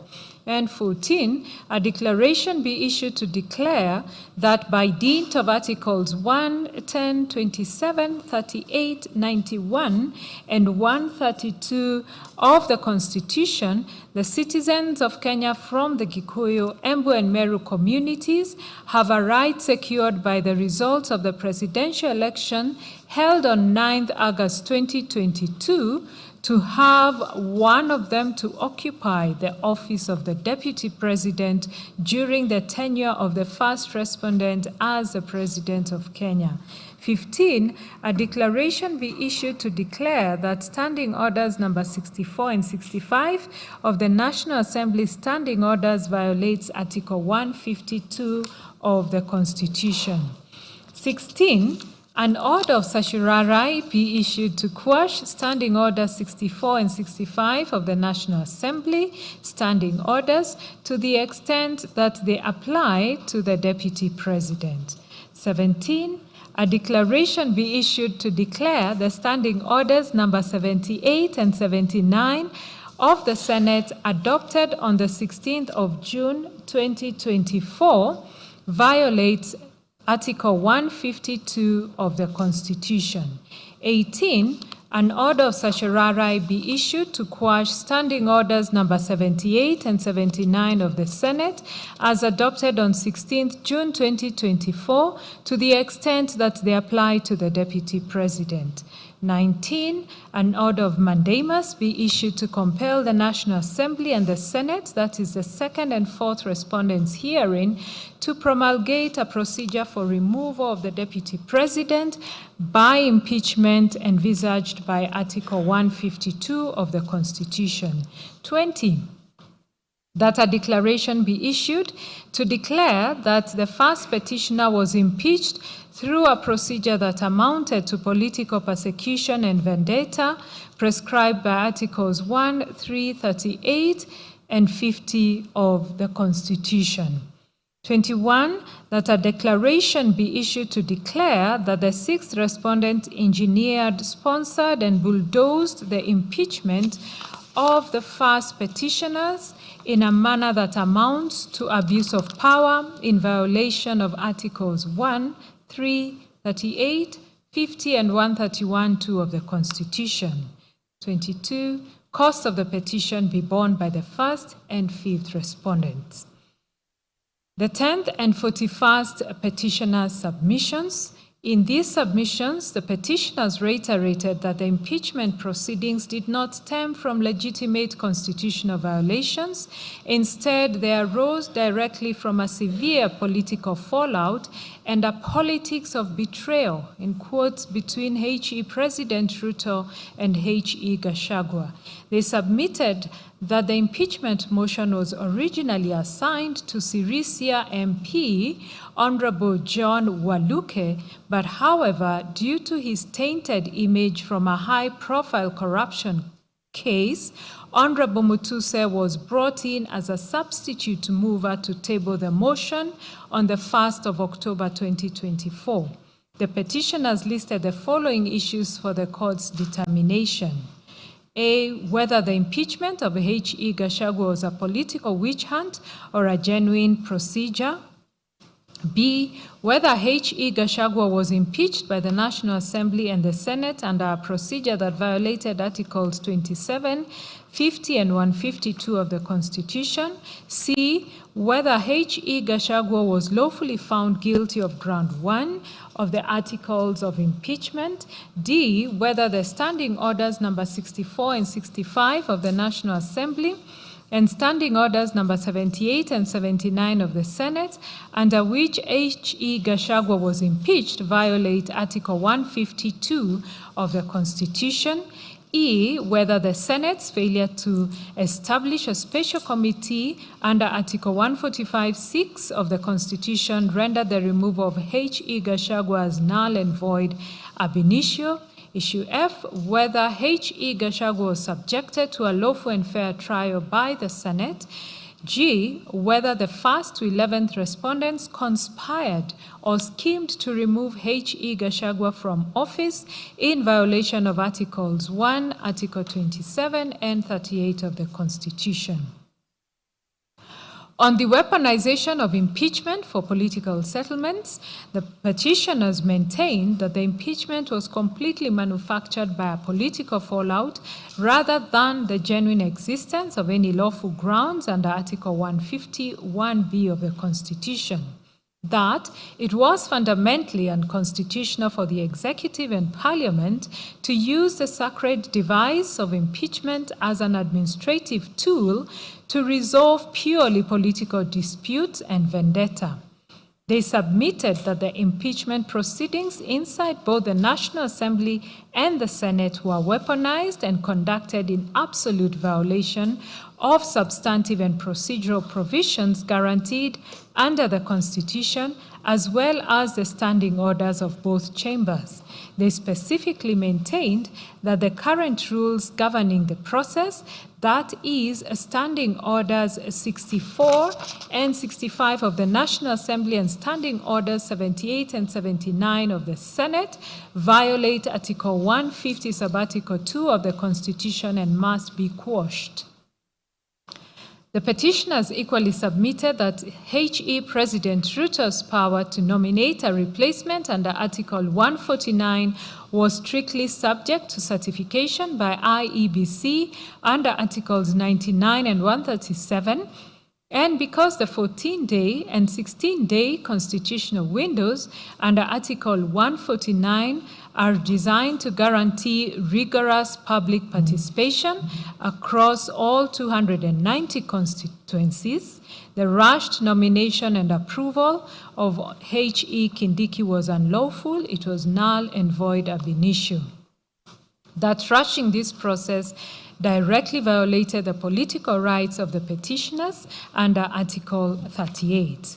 A fortiori, the petitioners argued that this court has an obligation to step in and quash the impeachment to halt an ongoing executive scheme to re-establish an imperial presidency in Kenya, and they warned that Parliament has become subservient and sycophantic to the executive, acting like the single-party rubber stamp parliaments of the late 1980s, which present an existential threat, to Kenya's constitutional democracy.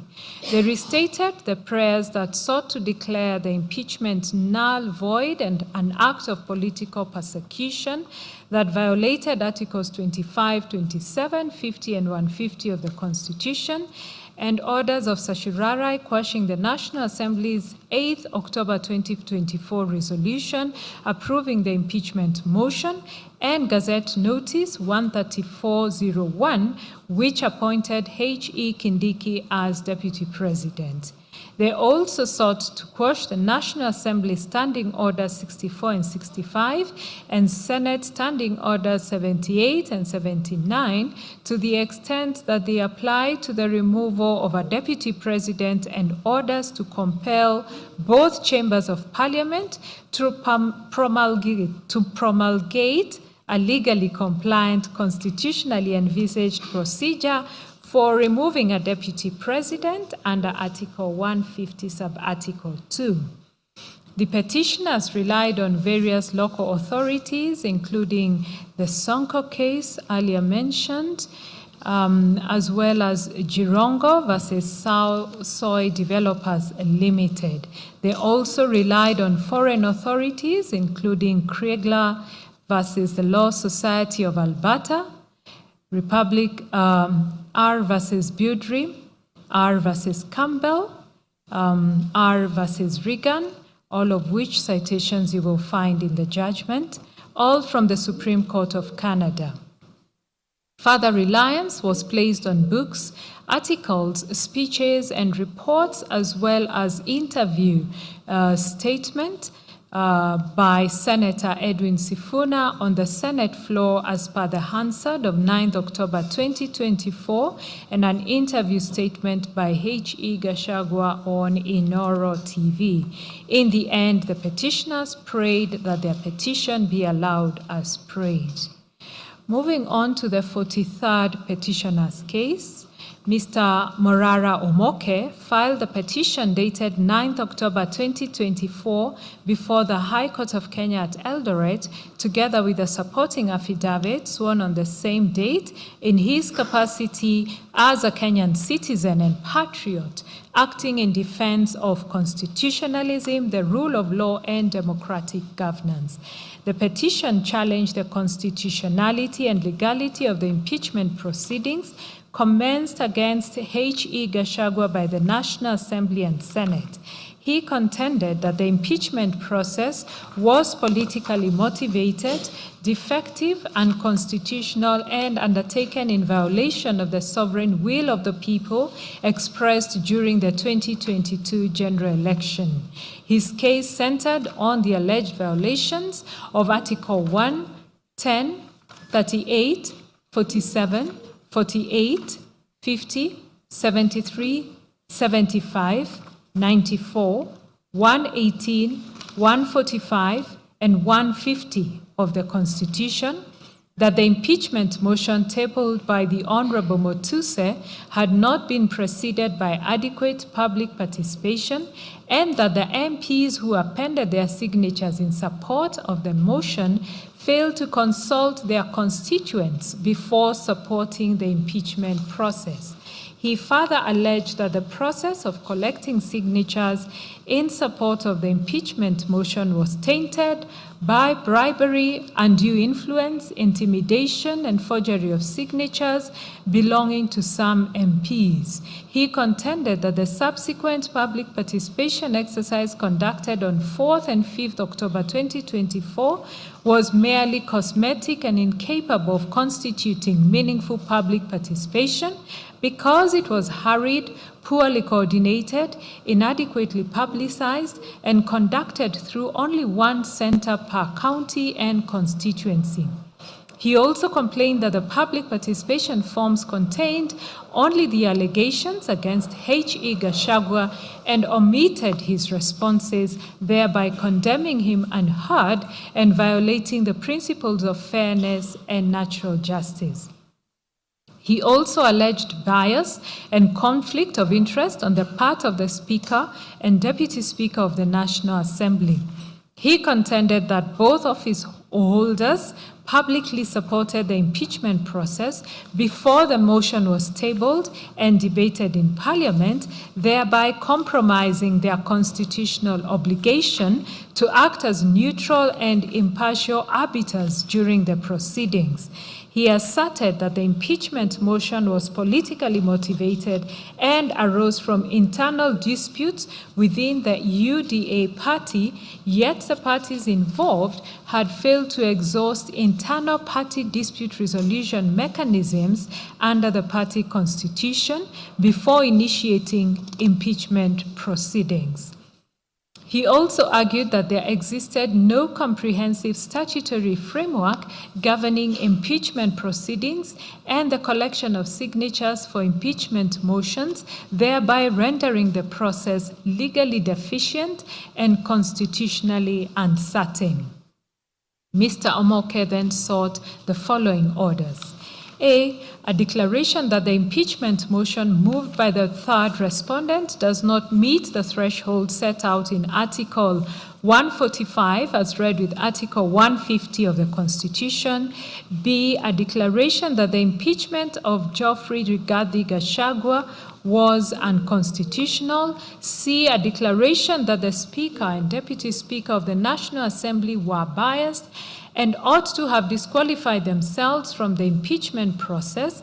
D, a declaration that the impeachment motion violated the interested parties' rights under Article 32, 33, 38, 47, 48, 50, 73, and 75 of the Constitution of Kenya 2010.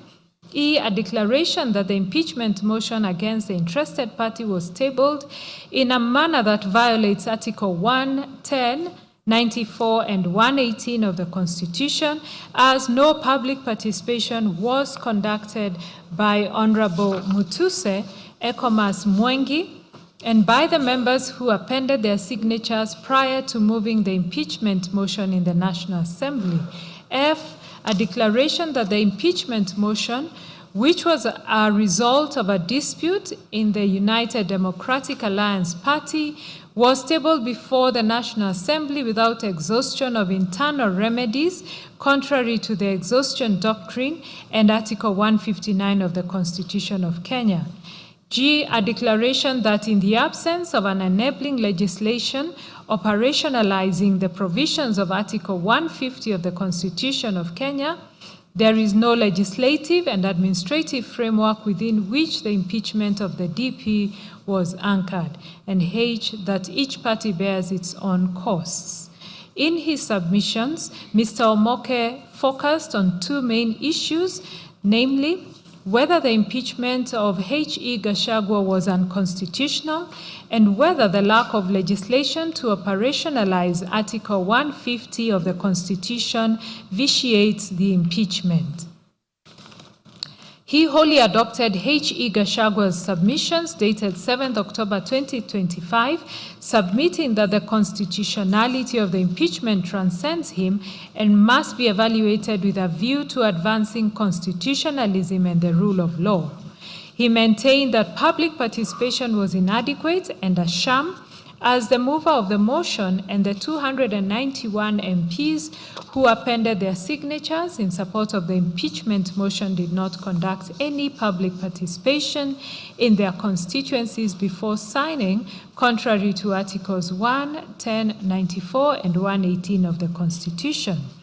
that public participation was an afterthought, and when questions arose on 1st October 2024 about whether public participation should be conducted, the Speaker directed that it be held on 4th October 2024. The advertisement appeared on 2nd October 2024, which Mr. Omoke submitted was not a genuine intention to conduct any real public participation from the outset, that the public participation form provided by the National Assembly contained only the allegations against H.E. Gachagua and conveniently left out his response, denying the public the ability to effectively weigh the grossness of the alleged violations. He submitted that public hearings occurred for only 9 hours, from 8 a.m. to 5 p.m. on a normal workday, which was a Friday, meaning most Kenyans could not attend.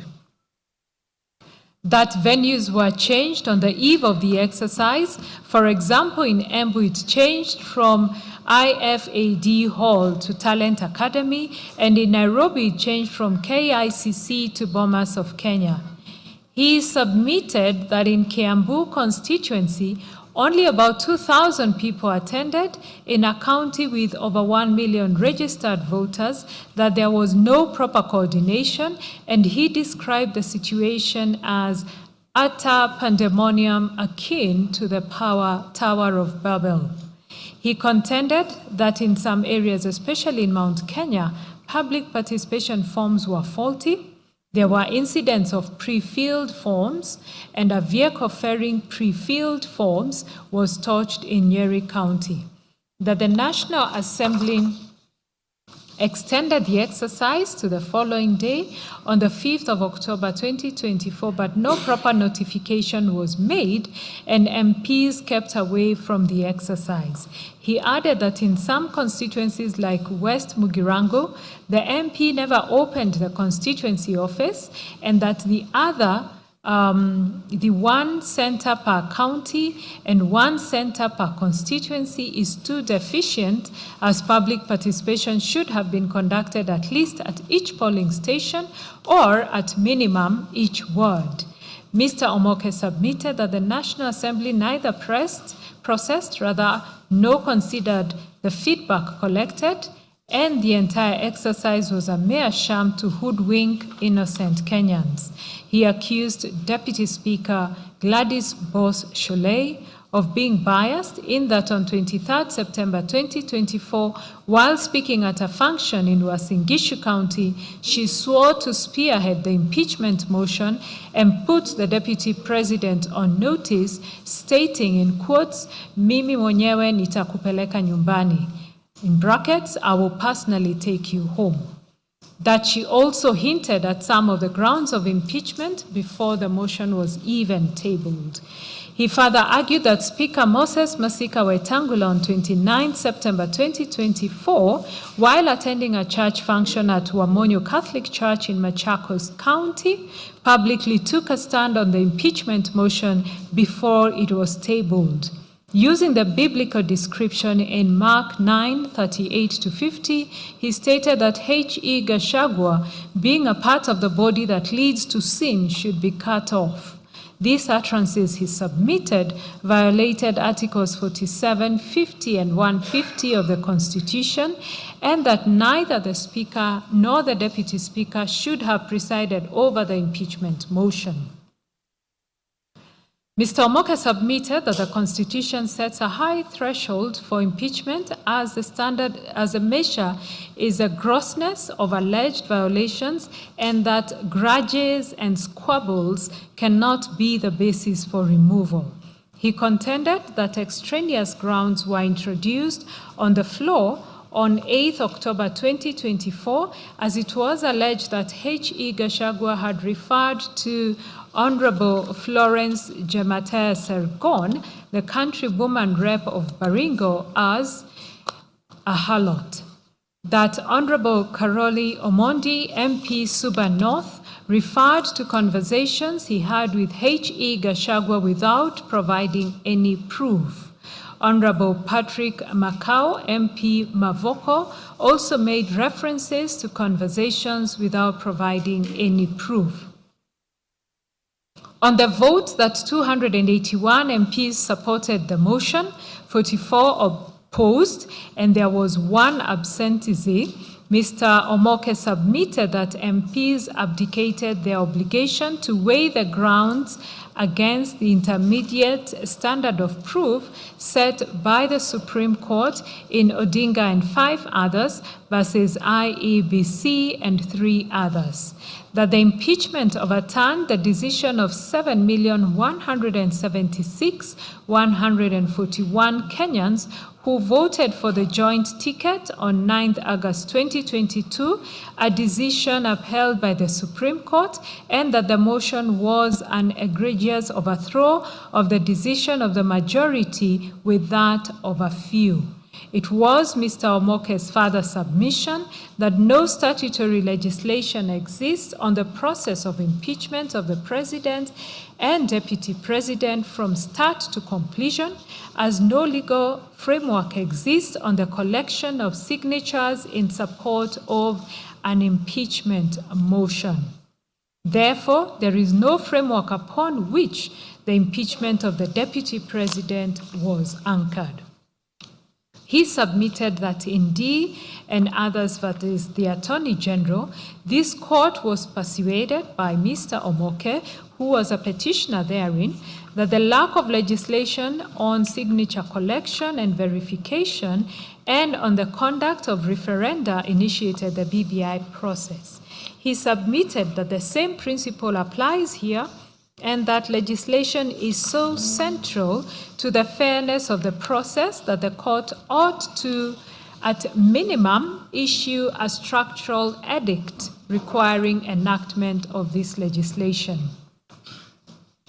He submitted that areas requiring legislation include initiation of the impeachment process, how Parliament is to process impeachment, particularly public participation, and the actual impeachment trial, the replacement of an impeached deputy president, provision for judicial intervention before an impeached president or deputy president is replaced, including grant of conservatory orders to preserve the rights of the impeached official, and expeditious hearing of petitions arising from an impeachment. Mr. Omoke saw no reason why the court could not have maintained the conservatory orders in favor of H.E. Gachagua and had the petitions within a week or two. That the discharge of the orders, followed by an immediate declaration of a public holiday for the swearing in of a new deputy president, left a mind-boggling question on the efficacy of Article 50 of the Constitution. For these reasons, Mr. Omoke prayed for a declaration that the impeachment of H.E. Gachagua was unconstitutional, and that a declaration that the absence of legislation operationalizing Article 150 of the Constitution rendered the impeachment process of the Deputy President flawed. We look at the 44th to 48th petitioner's case. Obuli Namenya, Kennedy Kareithi Gachagua, Dennis Okumu, Simon Mushangi, and Peter Maina Kanene jointly filed the petition dated 30th September 2024 before the High Court of Kenya at Nairobi. They describe themselves as Kenyan citizens committed to constitutionalism, the rule of law, and defense of the Constitution, and that they also instituted the petition in the public interest to challenge the proposed impeachment of H.E. Gachagua as Deputy President of the Republic of Kenya. As per their petition and the supporting affidavit sworn by Obuli Namenya, the petitioners challenged the constitutionality of the impeachment process on the basis that Parliament had failed to establish a proper legal and procedural framework governing public participation in impeachment processes under Article 118 and 124 of the Constitution. The petitioners contended that neither the National Assembly standing orders nor the Senate standing orders provided mechanisms, procedures, threshold, timelines, verification methods, venues, or modalities for meaningful public participation in impeachment proceedings, thereby rendering contemplated impeachment process unconstitutional. They further argued that public participation was a mandatory constitutional prerequisite which ought to precede any impeachment process, and asserted that the 7-day timelines prescribed under Standing Orders 64 and 73 for disposal of impeachment proceedings were inadequate and unconstitutional, as they undermined effective public participation and violated the rights to fair administrative action and fair hearing under Articles 47 and 50 of the Constitution. The petitioners additionally alleged that the impeachment process was politically motivated and tainted by bias and lack of impartiality on the part of parliamentary leadership, citing public pronouncements by parliamentary leaders in support of the impeachment motion. They advanced a historical argument concerning the office of the Vice President and Deputy President in Kenya, contending that successive Deputy Presidents had historically been subjected to political hostility, dismissals, and frustration, which informed the constitutional design of 2010, requiring the President and Deputy President to be elected jointly. The petitioners then sought the following prayers: a declaration that the impeachment process of a deputy president is a sui generis in nature, and that public participation forms a fundamental background that plays a significant role in attaining the right to a fair trial enshrined under Article 50 of the Constitution.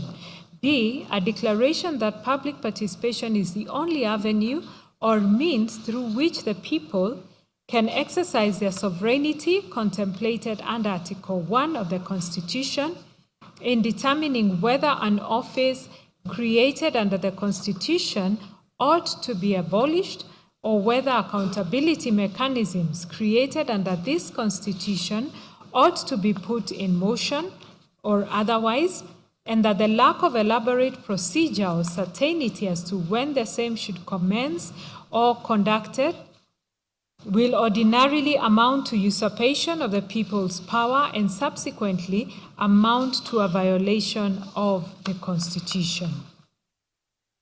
C, a declaration that the Article 118 sub-Article 2 that clearly provides for mandatory public participation, and Article 124 creating the requisite parliamentary standing orders, neither the National Assembly nor the Senate had enacted an Act of Parliament providing for the procedure on how the impeachment of either the President or Deputy President is to be undertaken, nor has the National Assembly Standing Order 64 or 65 or the Senate Standing Order number 74 provided for the procedure governing the crucial element of public participation relating to the impeachment of a deputy president. D, a declaration that the National Assembly Standing Order 64 and 65 or the Senate Standing Order number 74 are unconstitutional, as they were never subjected to the mandatory public participation during their enactment.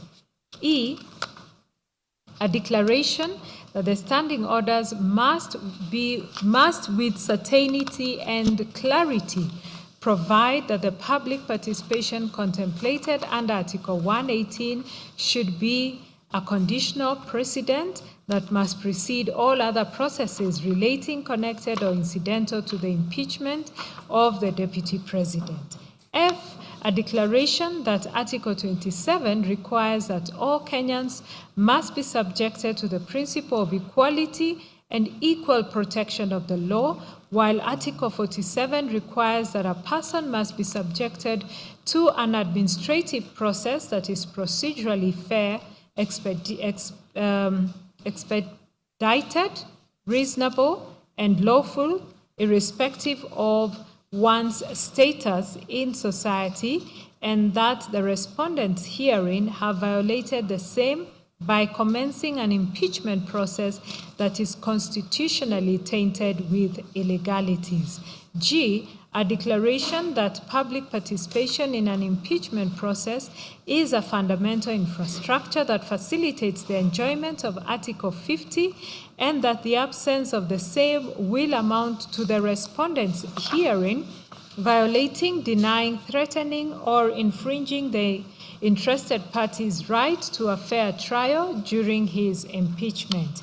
H, a declaration that time is an important resource for any judicial or quasi-judicial tribunal contemplated under the Constitution, and that the 7 days period for impeachment provided for under Standing Order 64-2B of the National Assembly Standing Orders and the Senate Standing Order 73-1 amounts to conducting a sham trial in, and the same will amount to a violation of Article 50.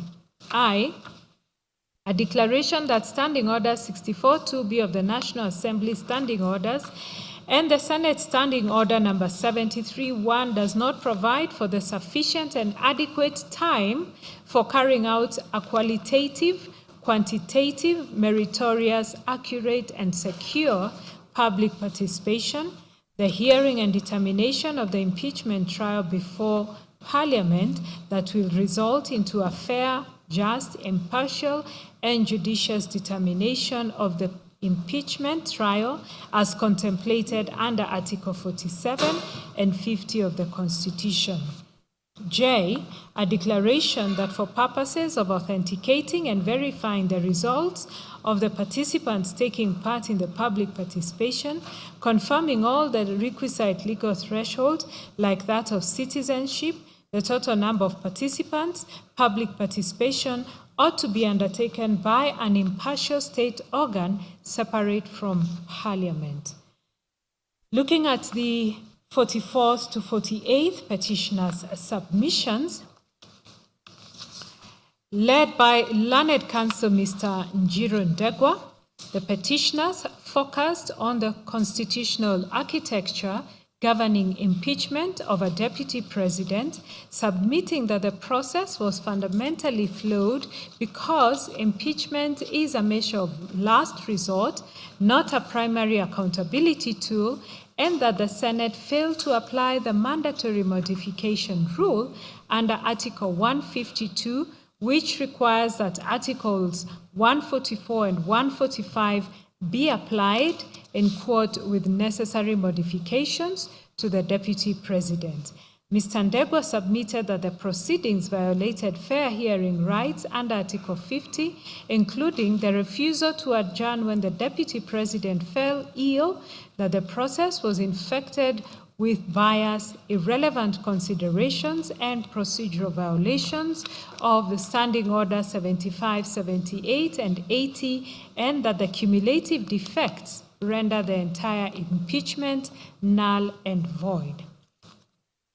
The petitioners adopted and relied on H.E. Gachagua's submissions and the Wambora principles on quasi-judicial impeachment proceedings and identified the following issues for determination: whether the impeachment of the deputy president met the constitutional threshold of a measure of last resort in light of the availability of alternative constitutional and statutory mechanisms, whether the constitutional framework governing the impeachment of a deputy president under Article 150, Sub-Article 2, was properly invoked, applied, and distinguished from the regime governing the impeachment of a president under Article 145, whether the Senate complied with the mandatory requirement to apply Articles 144 and 145 with necessary modifications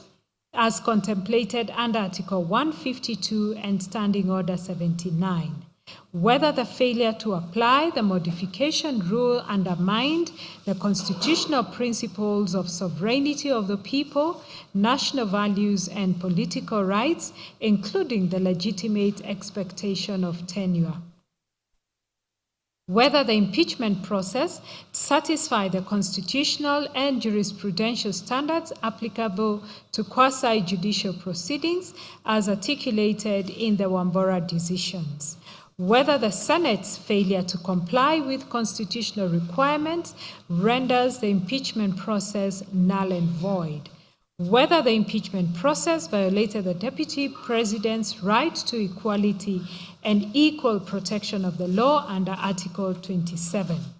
Whether Parliament, in conducting the impeachment proceedings, acted as an impartial and unbiased quasi-judicial body as required by law. Whether the debates and proceedings in both the Senate and the National Assembly were confined to the substantiation of the charges or were contaminated by irrelevant, extraneous, and prejudicial considerations. Whether the refusal to grant an adjournment upon the Deputy President falling ill violated his right to a fair hearing under Article 50, including the right to be present and to be adequately present his defense. Whether the Senate misapplied Standing Order 78 by proceeding under a plenary hearing without affording procedural safeguards and by improperly treating the proceedings as time-bound. Whether the impeachment proceedings violated the Deputy President's right to adequate time and facilities to prepare a defense under Article 50, Subarticle 2A, and the right to be heard under Standing Order 80. Whether the Senate acted in violation of its own standing orders, including Standing Orders 75, 78, and 80, and the legal effect of such violations. Whether sufficient time existed within the constitutional and procedural framework to accommodate adjournment and ensure a fair hearing, and whether failure to utilize such time rendered the process unconstitutional. Whether the continuation of proceedings in light of the Deputy President's illness violated his fundamental rights to life, dignity, health, and access to justice under Articles 26, 28, 48, and the state obligations under Articles 10, 19, 20, and 21. And finally, what reliefs are available where a constitutional process is found to be procedurally and substantively defective.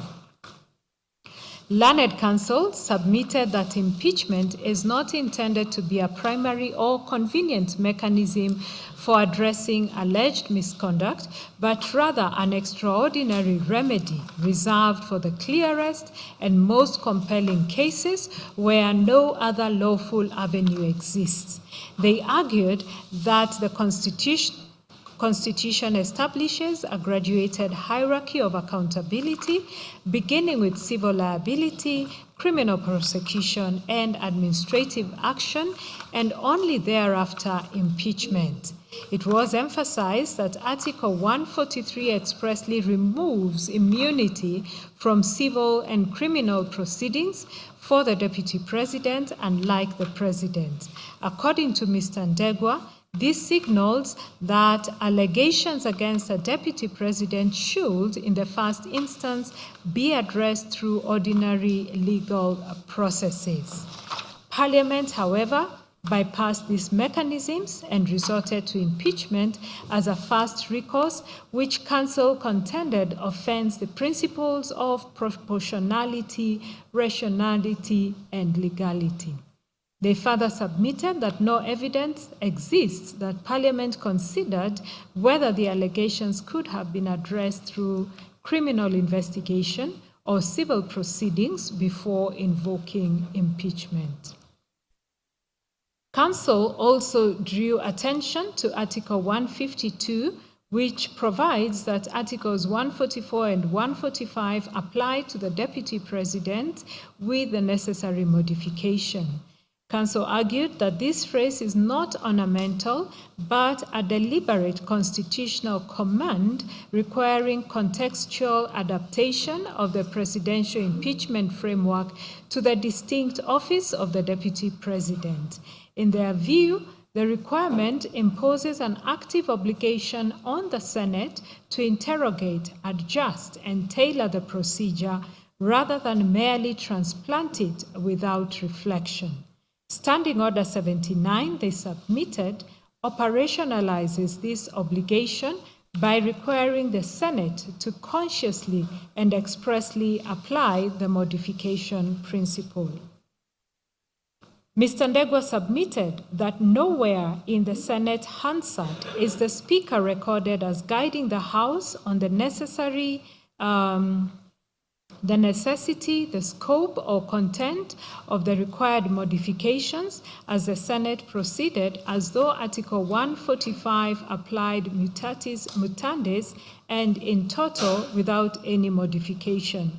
He stated that this failure is not merely procedural but a substantive and jurisdictional issue which renders the entire process unconstitutionally defective ab initio. The petitioner submitted that this modification requirement ensures that impeachment is not invoked where alternative legal mechanisms such as the courts, EACC, or DCI are adequate. It was their case that the failure to modify denied the Deputy President the procedural safeguards that would have arisen from a properly tailored process, including consideration of alternative accountability mechanisms, flexibility in procedure to ensure fairness, and enhanced scrutiny of the necessary and proportionality of the impeachment. It was their submission that the office of Deputy President derives its legitimacy from the sovereign will of the people expressed at the ballot under Article 1, and impeachment without proper modification undermines this sovereign will and defeats the legitimate expectation of tenure for both the office holder and the electorate. That Article 38 guarantees citizens the right to elect leaders and to have them serve their full term, subject only to lawful and constitutionally compliant removal process, and that the failure to modify the process resulted in an unjustified interruption of the people's sovereign mandate. Mr. Ndegwa submitted that the Deputy President fell ill during the proceedings while actively engaged in his defense, and that this is not disputed and is recorded in the Senate Hansard. That the Senate refused to grant an adjournment, proceeding instead to a conclusion in his absence, and he submitted that this violated Article 52 on the right to adequate time and facilities to prepare a defense, and Article 52F on the right to be present when being tried, and Standing Order 80 on the right to be heard within Senate proceedings. That a hearing conducted in the absence of the principal defense participant due to verified illness cannot satisfy the conditional threshold of fairness.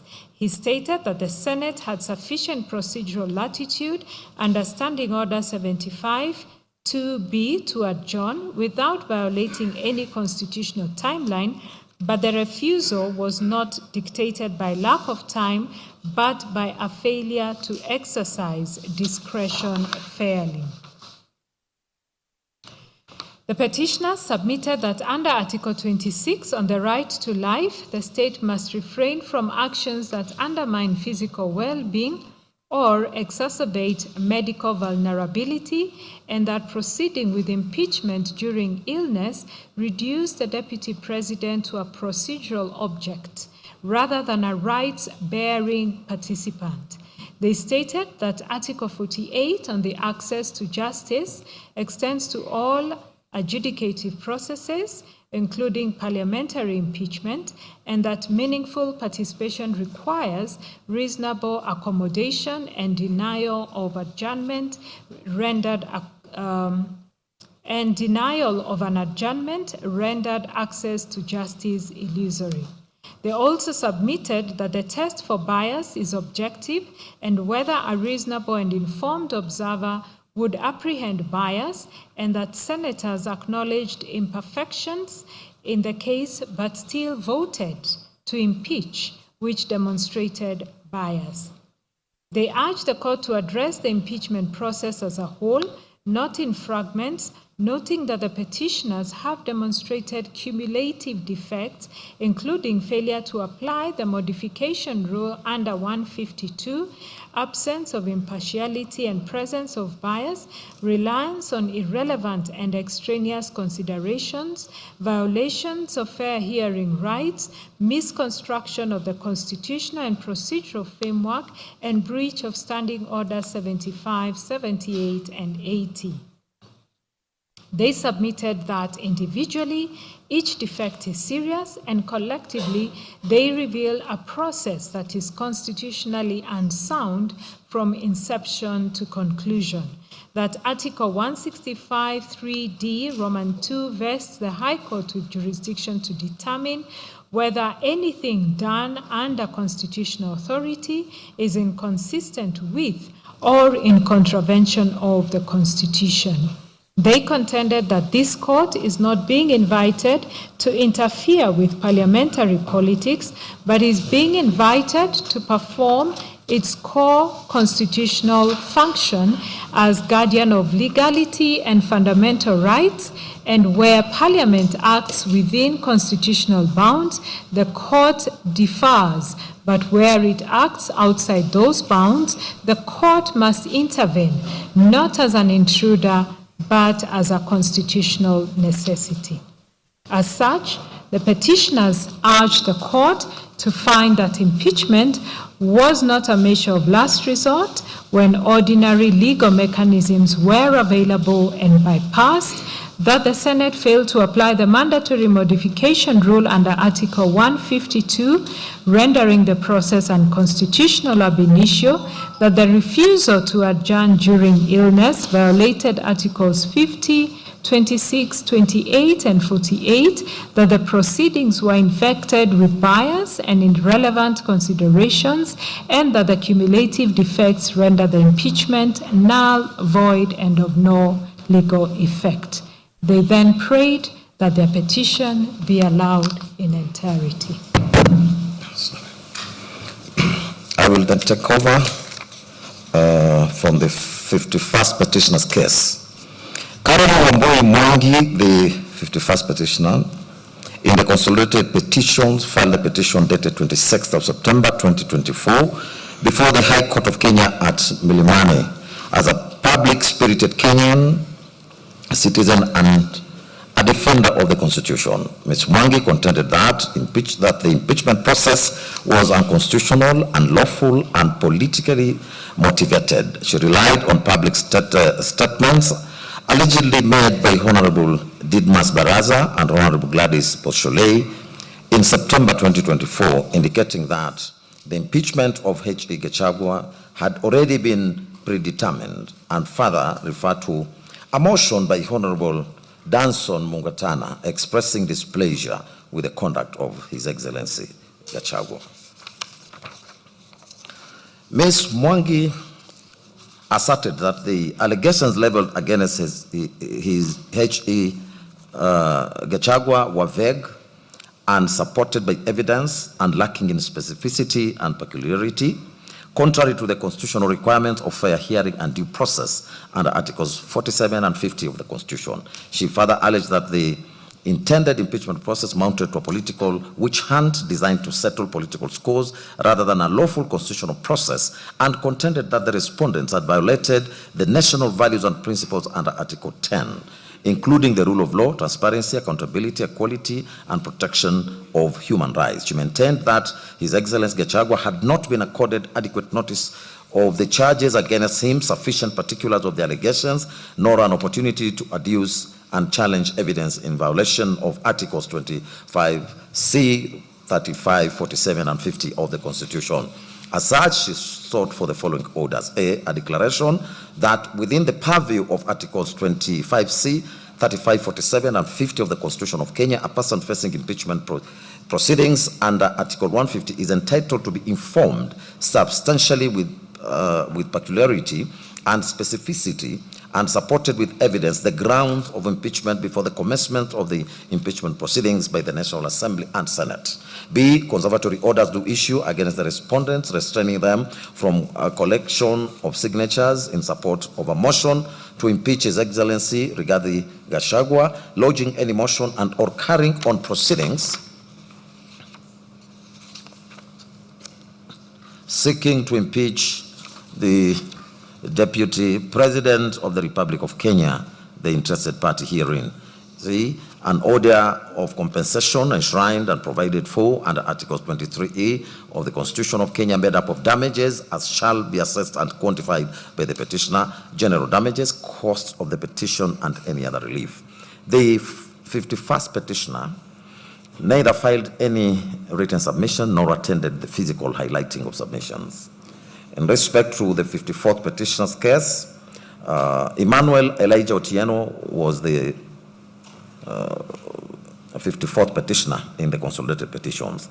He is an advocate of the High Court of Kenya who filed the petition dated 18th of October 2024, together with a supporting affidavit also challenging the constitutionality and legality of the impeachment and removal from office of His Excellency Gachagua as Deputy President. He stated that instituted proceedings in the public interest pursuant to Articles 3 and 258 of the Constitution, and contended that impeachment process undertaken by the National Assembly and the Senate was procedurally unfair, politically motivated, unconstitutional, and inconsistent with the constitutional principles governing impeachment under Articles 145 and 50 of the Constitution. He maintained that impeachment was a constitutional mechanism intended to promote accountability and good governance, and not a tool for settling political disputes or managing political differences among leaders. He challenged the legality of public participation process and the fairness of the proceedings before the National Assembly and the Senate, and the substantive threshold applied in removing His Excellency Gachagua from office. He contended that the National Assembly failed to conduct meaningful and constitutional compliant public participation as required under Articles 10 and 118 of the Constitution and Section 5 of the Fair Administrative Actions Act. Mr. Otieno stated that the public participation exercise was hurried, inadequate, both quantitatively and qualitatively, and incapable of reflecting the sovereign will of the electorate, given that only about 223,000 persons participated, despite His Excellency Gachagua having been elected together with His Excellency President Ruto by over 7 million voters. He further asserted that the public participation template prepared by the National Assembly was biased because it only contained the allegations against His Excellency Gachagua and failed to include his responses, thereby portraying him to the public as guilt before he had been heard. Mr. Otieno additionally stated that the Speaker, Deputy Speaker, and members of National Assembly demonstrated bias from the outset, failed to accord His Excellency Gachagua a fair hearing, and debated the impeachment motion before proper public participation and before considering His Excellency Gachagua's defense. He maintained that no impeachable offense meeting the constitutional threshold of gross violation, gross misconduct, or commission of crimes under national or international law had been substantiated either before the National Assembly or the Senate. He further challenged the Senate proceedings, contending that the Senate violated His Excellency Gachagua's right to a fair hearing by proceeding with the impeachment despite his illness and hospitalization, and by failing to adjourn the proceedings to allow him an opportunity to personally testify. He therefore alleged violations of Articles 25C, 47 and 50 of the Constitution relating to the rights of fair hearing and fair administrative action. He sought the following prayers: A declaration, B, and receive an issue that the public participation organized and conducted by the first respondent did not meet the requirements of Articles 118, 1B of the Constitution, quantitatively and qualitatively. B, a declaration be and is hereby issued that the first respondent violated seventh respondent right to a fair administrative action under Articles 47 of the Constitution and Section 4 of the Fair Administrative Actions Act. C, a declaration be and is hereby issued that the first respondent violated the right of the seventh respondent under Article 50, Sub-Article 1 of the Constitution 2010. D, a declaration be and is hereby issued that the resolution of the first respondent to impeach the seventh respondent was invalid and null and void. And E, respondent shall bear the cost of the petition. Likewise, the 54th petitioner neither filed any submissions nor attended the physical highlighting of the submissions. Next is consideration of the 55th and 56th petitioner's case. Stephen Mbugua Wanjiru and Gladys Nyambura Gituha jointly filed the petition dated 20th of October 2024 together with the supporting affidavit sworn by Wambugu Wanjohi. They stated that they were public interest litigants and defenders of constitutionalism. They challenged the legality, constitutionality, and procedural propriety of the impeachment proceedings undertaken against His Excellency Gachagua as Deputy President of the Republic of Kenya, as well as the subsequent nomination and approval process relating to His Excellency Kindiki as the Deputy President nominee. The petitioners contended that the impeachment process before both the National Assembly and the Senate were marred by procedural irregularities, bias, denial of fair hearing, and unconstitutional conduct, that the Speaker and the Deputy Speaker of the National Assembly had publicly pronounced themselves in favor of the impeachment before presiding over the proceedings, thereby violating the constitutional principles of impartiality, neutrality, and natural justice. The petitioners further challenged the adequacy and constitutionality of the public participation exercise conducted on the 4th and 5th October 2024, asserting that the notice period was too short to permit meaningful participation, that the questionnaires used by the National Assembly only presented the accusations against His Excellency Gachagua without his responses, and that the Parliament failed to avail documentary and electronic evidence to the public to facilitate informed participation. He further asserted that the Senate proceedings contending he further challenged the Senate proceedings, contending that the Senate violated His Excellency Gachagua's right to a fair hearing by proceeding with the impeachment despite his illness and hospitalization, and that by failing to adjourn the proceedings to allow him an opportunity to personally testify. He therefore alleged that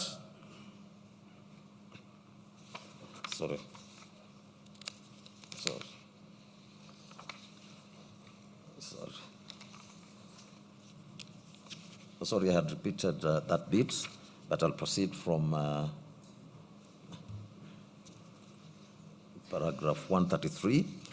They additionally alleged that public participation process was chaotic, disorderly, and marred by violence and characterized by low turnout in several constituencies and undertaken on days when many Kenyans were engaged in religious worship, thereby undermining the constitutional threshold for meaningful participation under Articles 10 and 118 of the Constitution. The petitioners also challenged the conduct of the Senate proceedings. They contended that the Senate acted in violation of Articles 25C, 47 and 50 of the Constitution by refusing to adjourn the impeachment hearing despite His Excellency Gachagua's illness and hospitalization, and thereby denying him an adequate opportunity to personally defend himself. Further, the petitioners alleged bias and conflict of interest arising from participation of Governor James Orengo, Senior Counsel, and Honorable Otieno Omolo, Senior Counsel, in the Senate proceedings, stating that their roles compromise the fairness and impartiality of the impeachment process. The petitioners maintained that the impeachment proceedings before both houses of Parliament were characterized by constitutional violations, procedural inconsistencies, and disregard for due process. The petitioners also challenged the subsequent nomination and approval of His Excellency Kindiki as Deputy President, contending that the nomination was tainted by the same constitutional and procedural violations that affected the impeachment process and was therefore null and void. As such, they sought the following prayers: a declaration that the grounds of impeachment laid in the special motion dated 24th of September 2024 did not meet the constitutional and legal threshold for impeachment of a deputy president, that a declaration do issue that public participation exercise conducted on the 4th and 5th of October was flawed and incapable of meeting the constitutional standards required for such processes, and the outcomes of this flawed participation do not reflect the will of the people and cannot be considered a legitimate basis for advancing the impeachment motion. See, a declaration that the impeachment process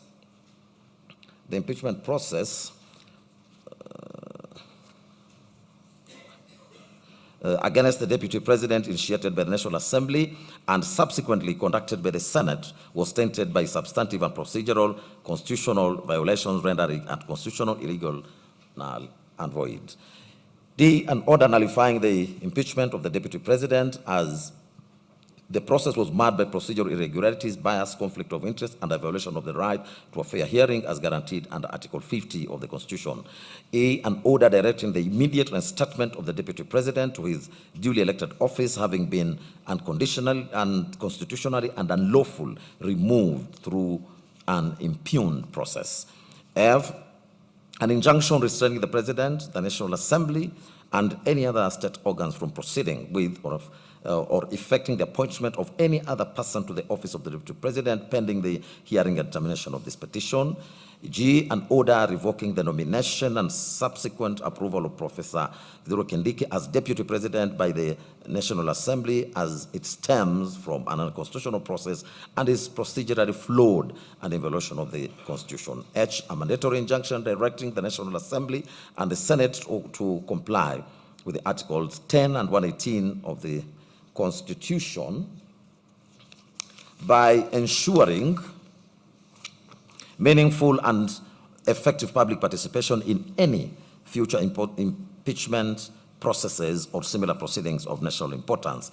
I, declaration that the participation of Governor James Orengo, Senior Counsel, and Honorable Otieno Molo, Senior Counsel, in the impeachment proceedings violated the principles of impartiality and fair hearing and constituted a conflict of interest that compromised the integrity of the impeachment proceedings.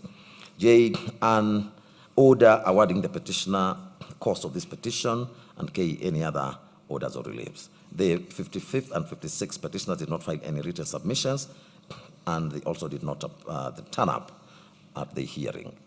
The 57th petitioner was Edwin Gekonge, and he filed the amended petition dated 23rd of October 2024 before the High Court of Kenya at Mombasa, together with their supporting affidavit on the of the same date. He stated that he is a law-abiding citizen, human rights defender, and a public-spirited litigant acting in his own interest and in the interest of citizens of the Republic of Kenya.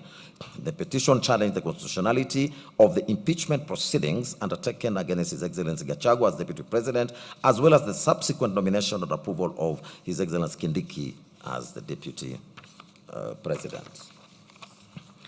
He stated that the impeachment proceedings before the National Assembly and Senate violated Articles 10, 32, 47, 48, 50, 145, and 150 of the Constitution. He stated that the public participation process conducted on the 4th and 5th of October 2024 fell below the constitutional threshold of effective, meaningful, and inclusive public participation.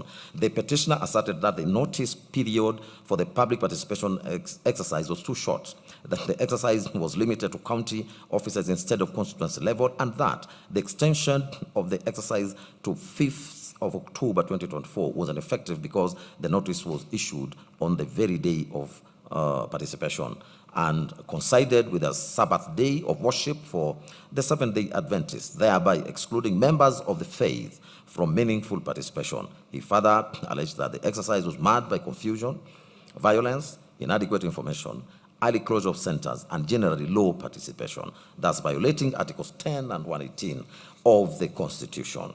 He also challenged the legality of the Senate proceedings on the ground that His Excellency Gachagua was denied a fair hearing contrary to Article 50 of the Constitution. He contended that although the first petitioner had fallen ill and was unable to continue participating in the proceedings, the Senate declined to adjourn the hearing and proceeded to vote on the impeachment charges in his absence. Mr. Gekonge stated that Article 145 of the Constitution did not prescribe rigid timelines that could override the constitutional right to a fair hearing, and that the Senate failed to apply the necessary constitutional modifications contemplated under Article 150 in impeachment proceedings relating to a deputy president. He further maintained that the evidence presented before the Senate did not attain the constitutional threshold required to establish gross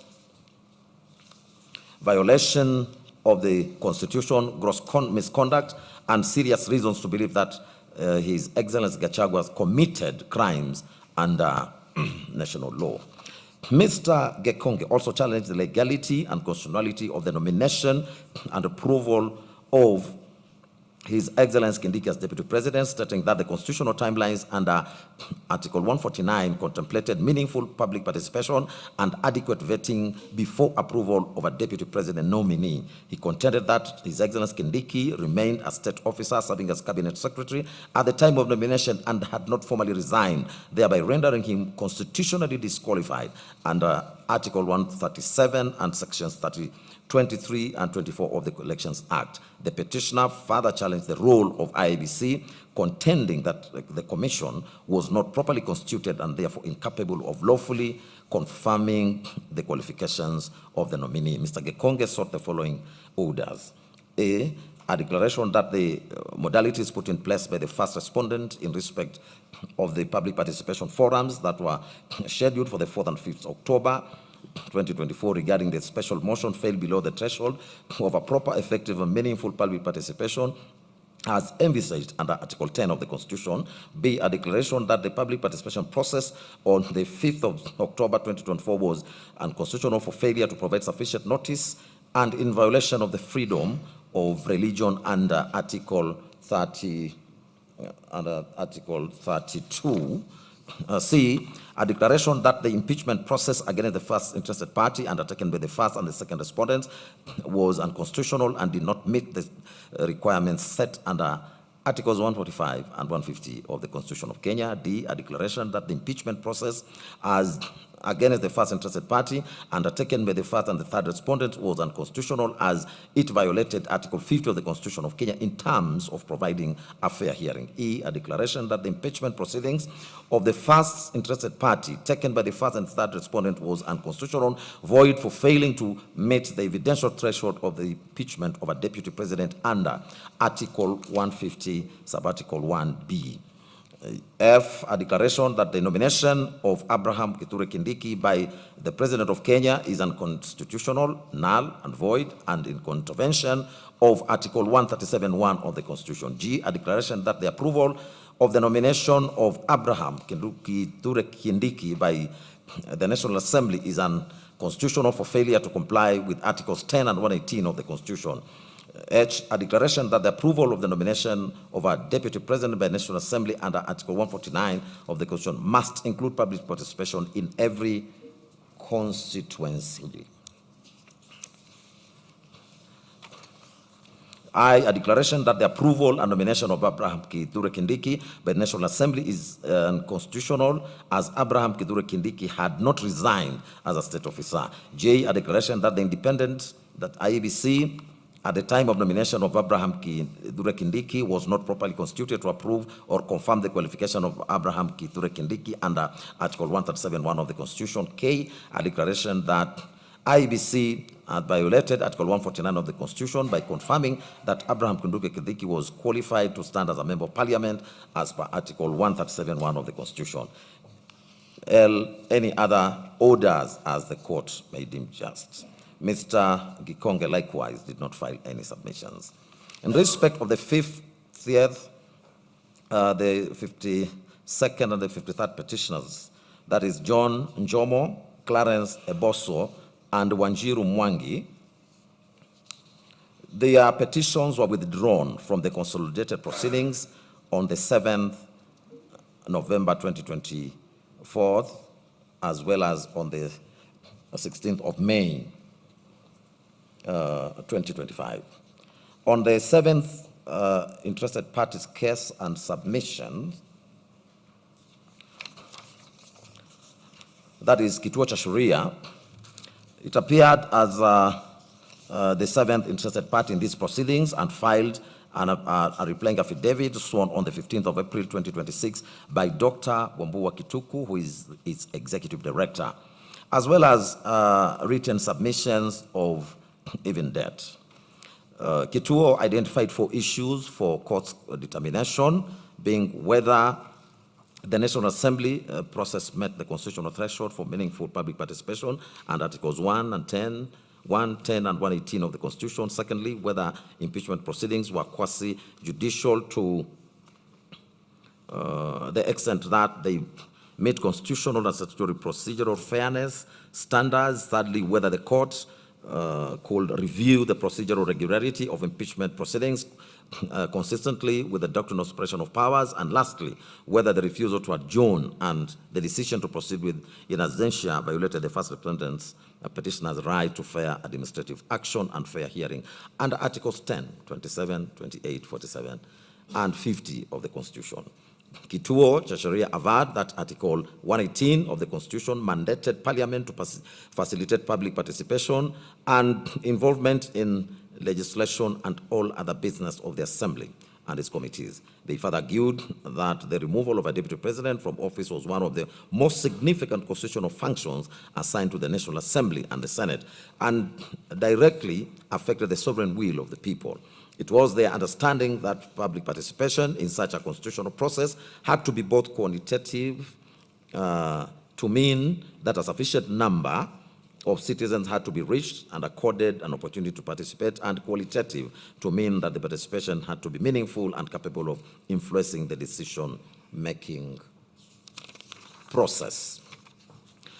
Kituo further averred that the one-day public participation notice given by the Speaker of National Assembly and the National Assembly itself was inadequate to reach a substantial portion of the Kenyan population, particularly ordinary citizens who relied on accessible and localized communication channels. They deposed that the said notice did not necessarily reasonably reach rural communities, citizens without access to national media, citizens relying on vernacular radio stations, and those who depended on local public fora for information. It stated that National Assembly reduced 290 potential local hearings to only 47 hubs for public engagement forums, including venues such as Kiambu Social Hall, Gatundu, Nakuru ASK Show, and Tomorrow College, thereby drastically limiting accessibility and diluting representation.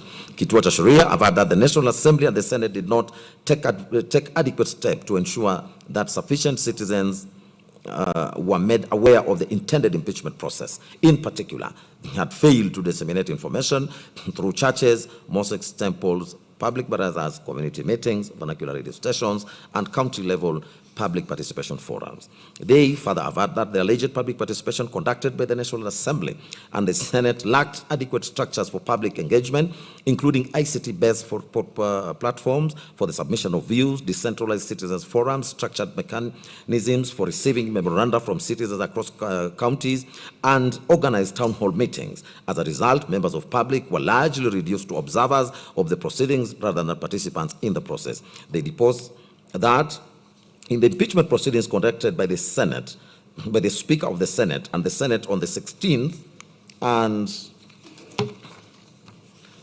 17th of October, His Excellency Gachagua was denied an opportunity to appear and be heard, to be present when being tried, and to challenge the evidence.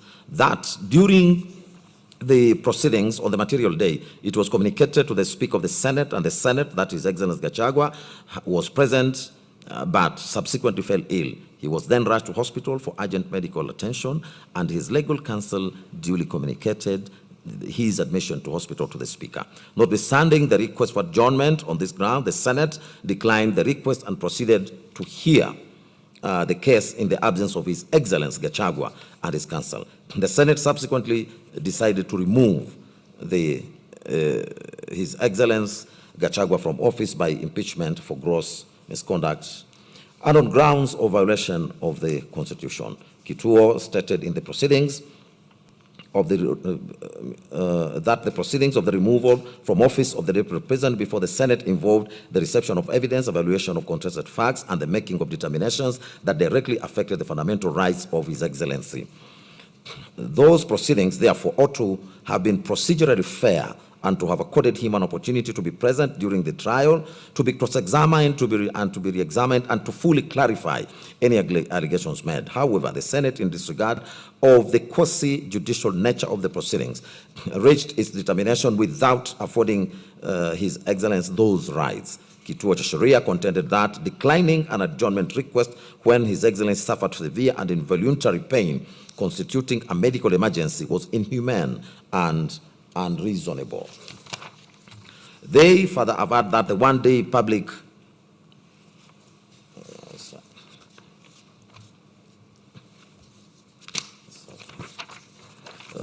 it was further averred that the Senate, as a state organ, was bound to follow the Constitution and to observe, respect, protect, promote, and fulfill His Excellency Gachagua's rights. That upholding the impeachment as conducted set a dangerous precedent by normalizing procedural shortcuts in constitutional processes and weakened safeguards meant to protect constitutionalism and the respect for the rule of law.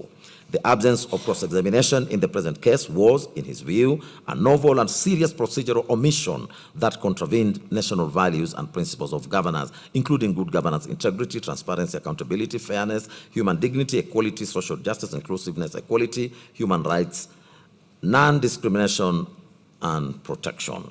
They expressed their belief that the court had a solemn duty in interpreting the Constitution to adopt a purposive and progressive approach that advanced good governance, constitutionalism, accountability, and the public interest. They further averred that the determination of the petition would provide critical guidance on the constitutional standards applicable to future impeachments of holders of the offices of the Deputy President and the President, and that it must therefore reinforce rather than dilute the public participation threshold and fair hearing protections. Kituo submitted that the standard for public participation envisaged under Article 118 was meaningful participation and not tokenism, and that it had to be assessed on reasonableness and meaningfulness and meaningful opportunity, considering the nature and the impact of the decision. It was submitted that the removal of a deputy president from office was not an ordinary procedural matter, but constitutional event with profound democratic implications. That Article 118 had to be read together with Articles 1 and 10 of the Constitution, and that sovereign power belonged to the people, and Parliament merely exercised that power in a delegated capacity. When Parliament embarked on a process that might remove from office a deputy president who was directly elected by the people, it was obliged to ensure that the people themselves were accorded a meaningful opportunity to be heard. It was further submitted that in such a context, public participation became a constitutional condition precedent to valid impeachment processes. The organization submitted that public participation in a constitutional democracy had to satisfy both quantitative and qualitative standards, and that this dual requirement was particularly important where the process concerned the removal of a nationally elected office holder. In support, they relied on the Mwangaza versus Speaker of National Assembly case, in which the court stated that public participation was a constitutional requirement, and Articles 10(2)(a) and 190 sub-Article 1b of the Constitution mandating inclusive and meaningful citizen engagement in government decision making, including legislative processes such as impeachment. It was further submitted, relying on the case of Wambora, that the Constitution did not intend a scenario where an otherwise popular deputy president could be removed due to political rivalry, malice, vendetta, institutional tough wars, and partisan hostility within government, and that public participation acted as a constitutional safeguard against the abuse of impeachment powers.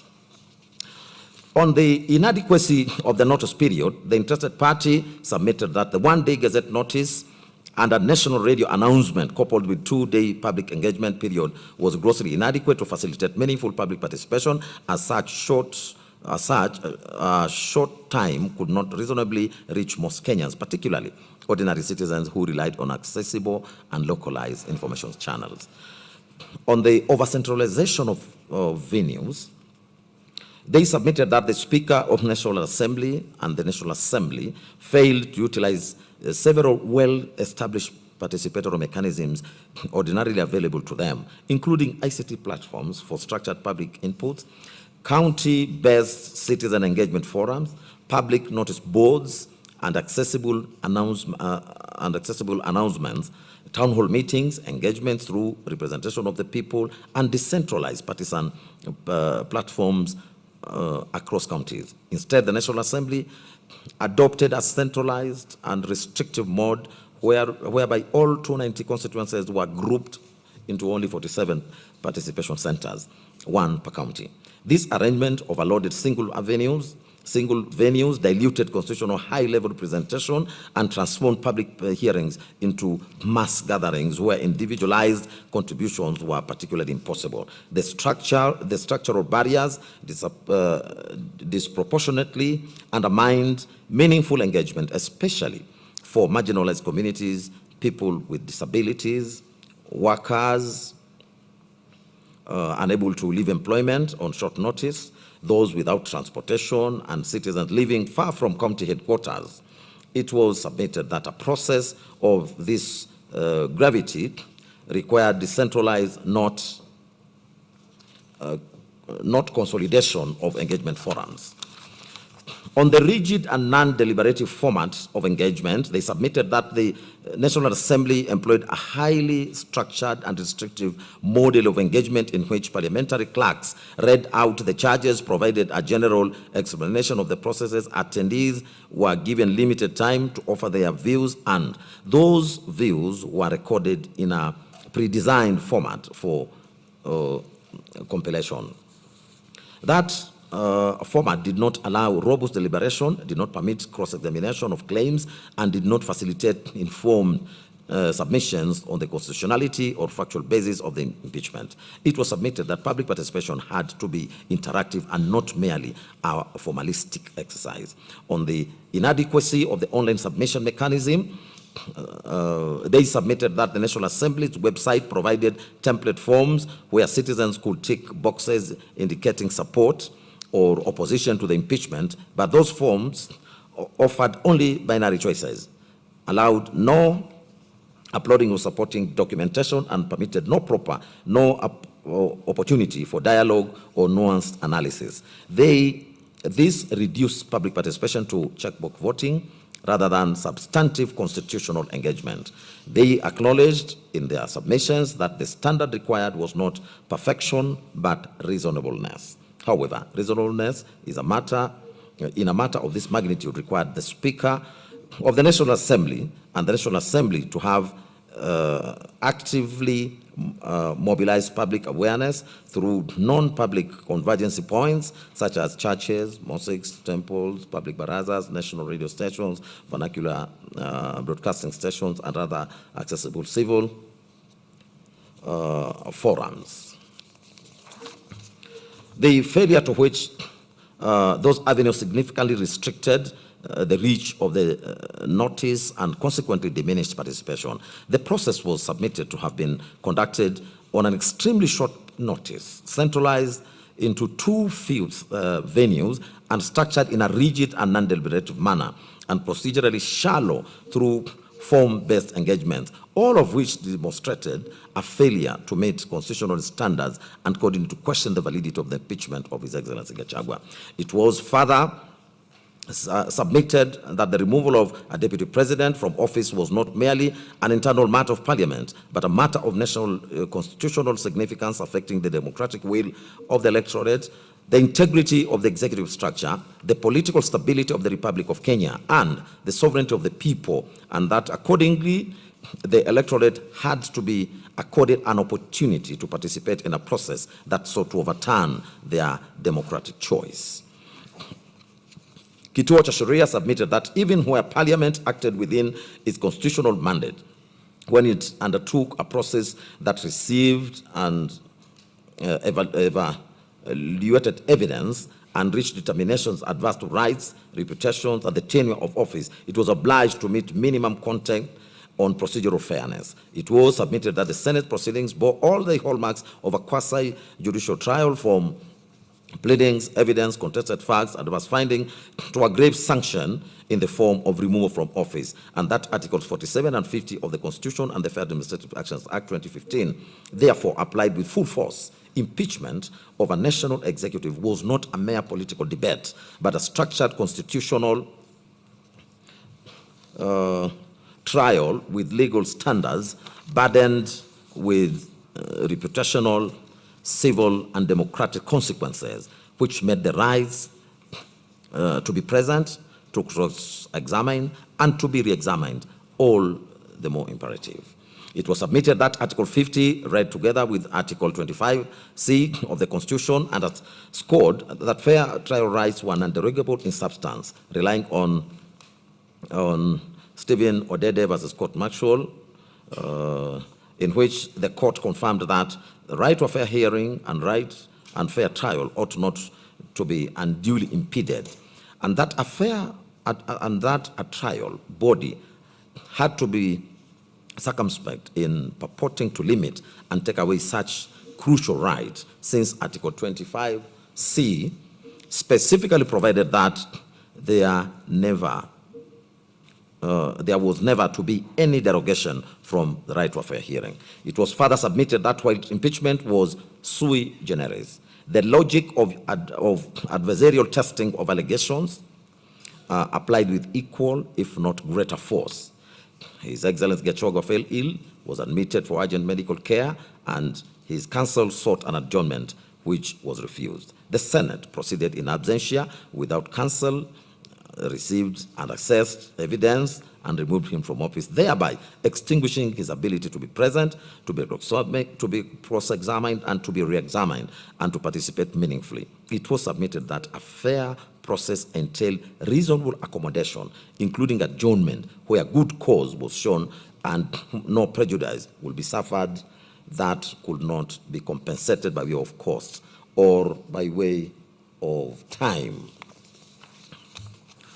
Kituo cha Sheria relied on Githiga and 5 others versus Kiruti Factory Company Limited, in which the Supreme Court confirmed that the right to a fair trial indicated that the right to a fair hearing indicated that an individual shall not be penalized by a decision affecting his rights or legitimate expectation unless he had been given prior notice of the case against him, a fair opportunity to answer, and the opportunity to present his case. It was submitted that this was precisely what was not accorded to His Excellency Gachagua. It was further submitted that if the Senate could adjourn an entire sitting over quorum issues as per Standing Order 40, then refusing to adjourn to accommodate a hospitalized party where fairness and due process rights were under Articles 47 and 50 were at stake was unreasonable, disproportionate, and constitutionally infirm. They argued that the right to be heard required a real and effective opportunity to participate, not a mere formality, and included the right to attend and to answer the case one first, as well as the right to correct and contradict the allegations made against one. Further, that an adjournment was a recognized incident of a fair hearing where unavoidable circumstances prevented attendance or effective participation, and accordingly the denial of a reasonable adjournment amounted to a denial of the right to be heard. The Senate could have proceeded in His Excellency Gachagua's absence if his conduct had made it impossible to continue the hearing, or if, after due notice, his notice was unjustified. In the present case, they submitted that that absence was explained as a medical emergency, and counsel had sought an adjournment. Proceeding to receive and evaluate adverse material in those circumstances, His Excellency Gachagua's ability to participate meaningfully was impugned. It was further submitted that in impeachment, the public interest was best served by accuracy and fairness, not speed for its own sake, and that where adverse oral evidence was received and weighed, cross-examination was then crucial for testing credibility, the denial of which followed out fairness and tainted the decision.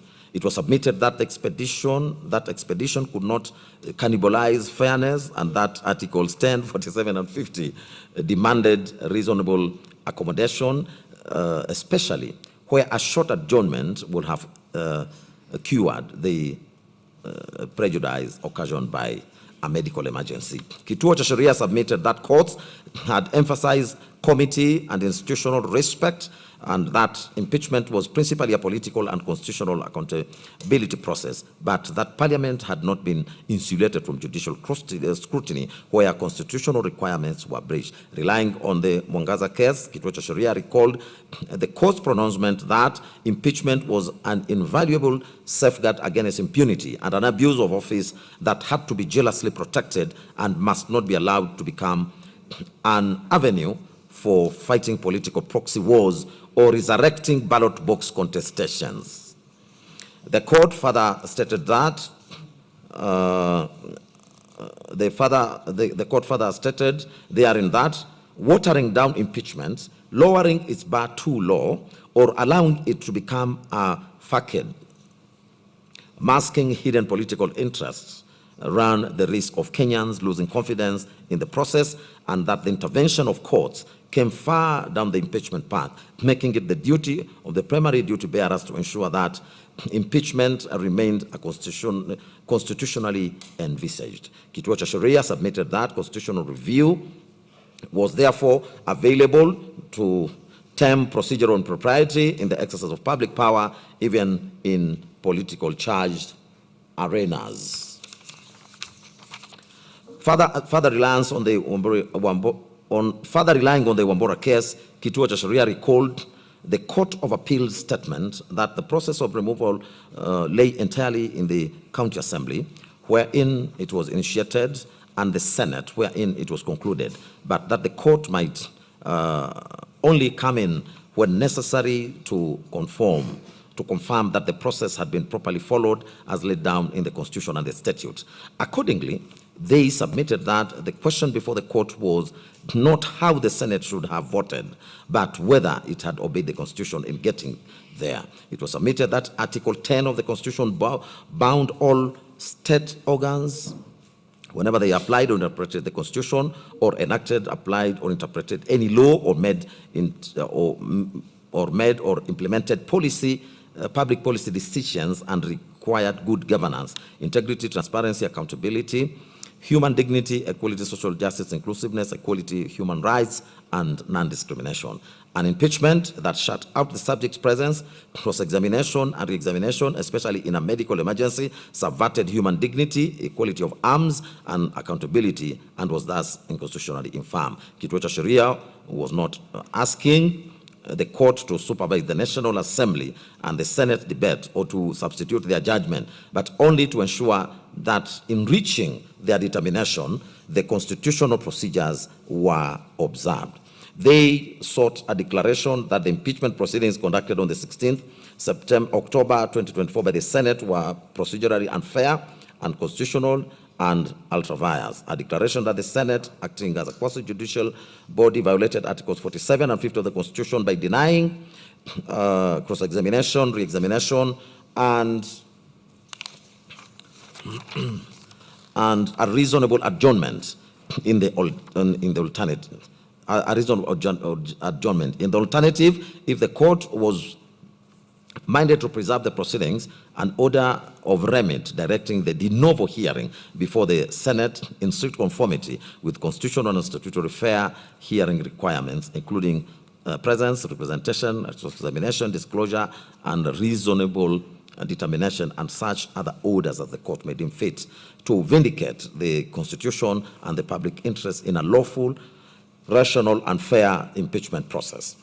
Kituo cha Sheria concluded its submissions by urging the Constitution that the Constitution erected procedural safeguards precisely because impeachment was a constitutional earthquake, where the Senate refused a short adjournment despite His Excellency Gachagua's hospitalization, proceeded in absentia, and delivered the ultimate sanction without the presence, cross-examination, and re-examination of the accused. The process failed the constitutional test. It was submitted that this court ought to intervene not to rewrite politics, but to enforce procedure, and in so doing, preserve Kenya's commitment to the rule of law, constitutionality, accountability, and human dignity.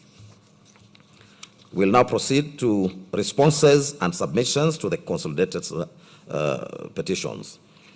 We'll start with the second and the seventh respondents' cases. The National Assembly and the clerk to the National Assembly were the second and the seventh respondent in the consolidated petitions. They jointly responded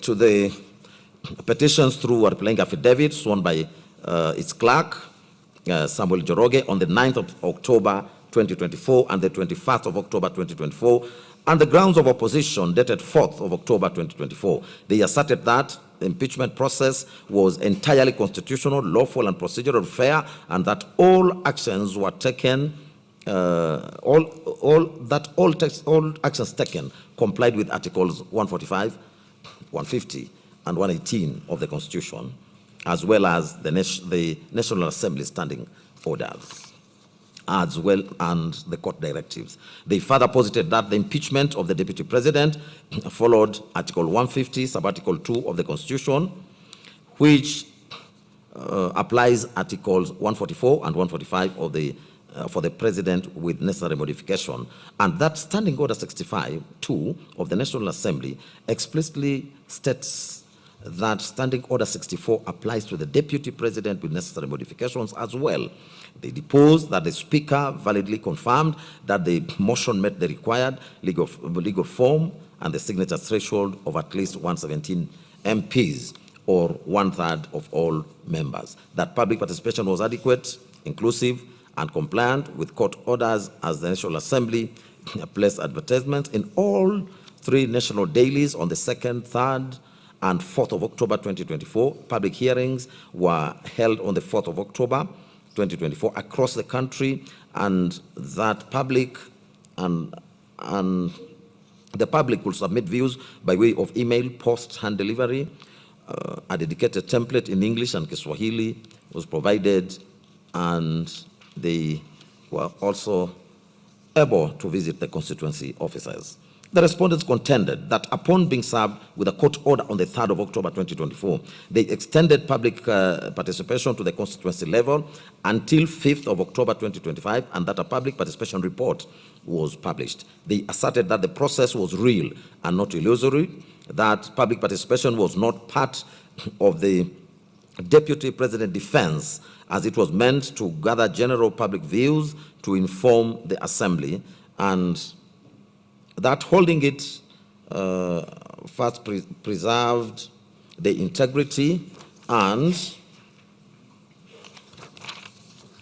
the independence of public input, preventing it from being influenced by the Deputy President's defense or parliamentary debate.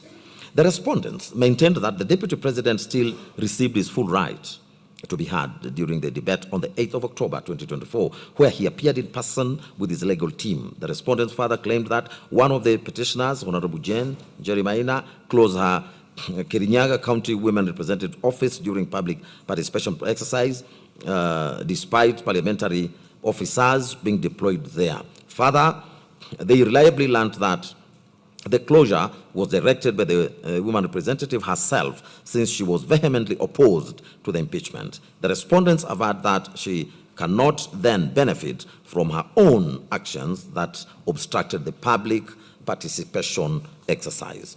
The respondents deposed further that after debate on the 8th of October 2024, the motion was put to a vote, and 282 members voted in support of the impeachment and 44 voted against, which exceeded the required 2/3 majority under Article 145(2) of the Constitution. That on the 9th of October 2024, the Speaker of the National Assembly formally notified the Speaker of the Senate of the resolution by transmittal. The respondents denied any constitutional or otherwise wrongdoing and prayed that the constituted petitions against the National Assembly and the clerk be dismissed with course. In respect to their submissions, The National Assembly and its clerks' onslaught on the constitutional petition was led by learned counsel, Mr. Eric Gumbo, Mr. Paul Nyamodi, and Honorable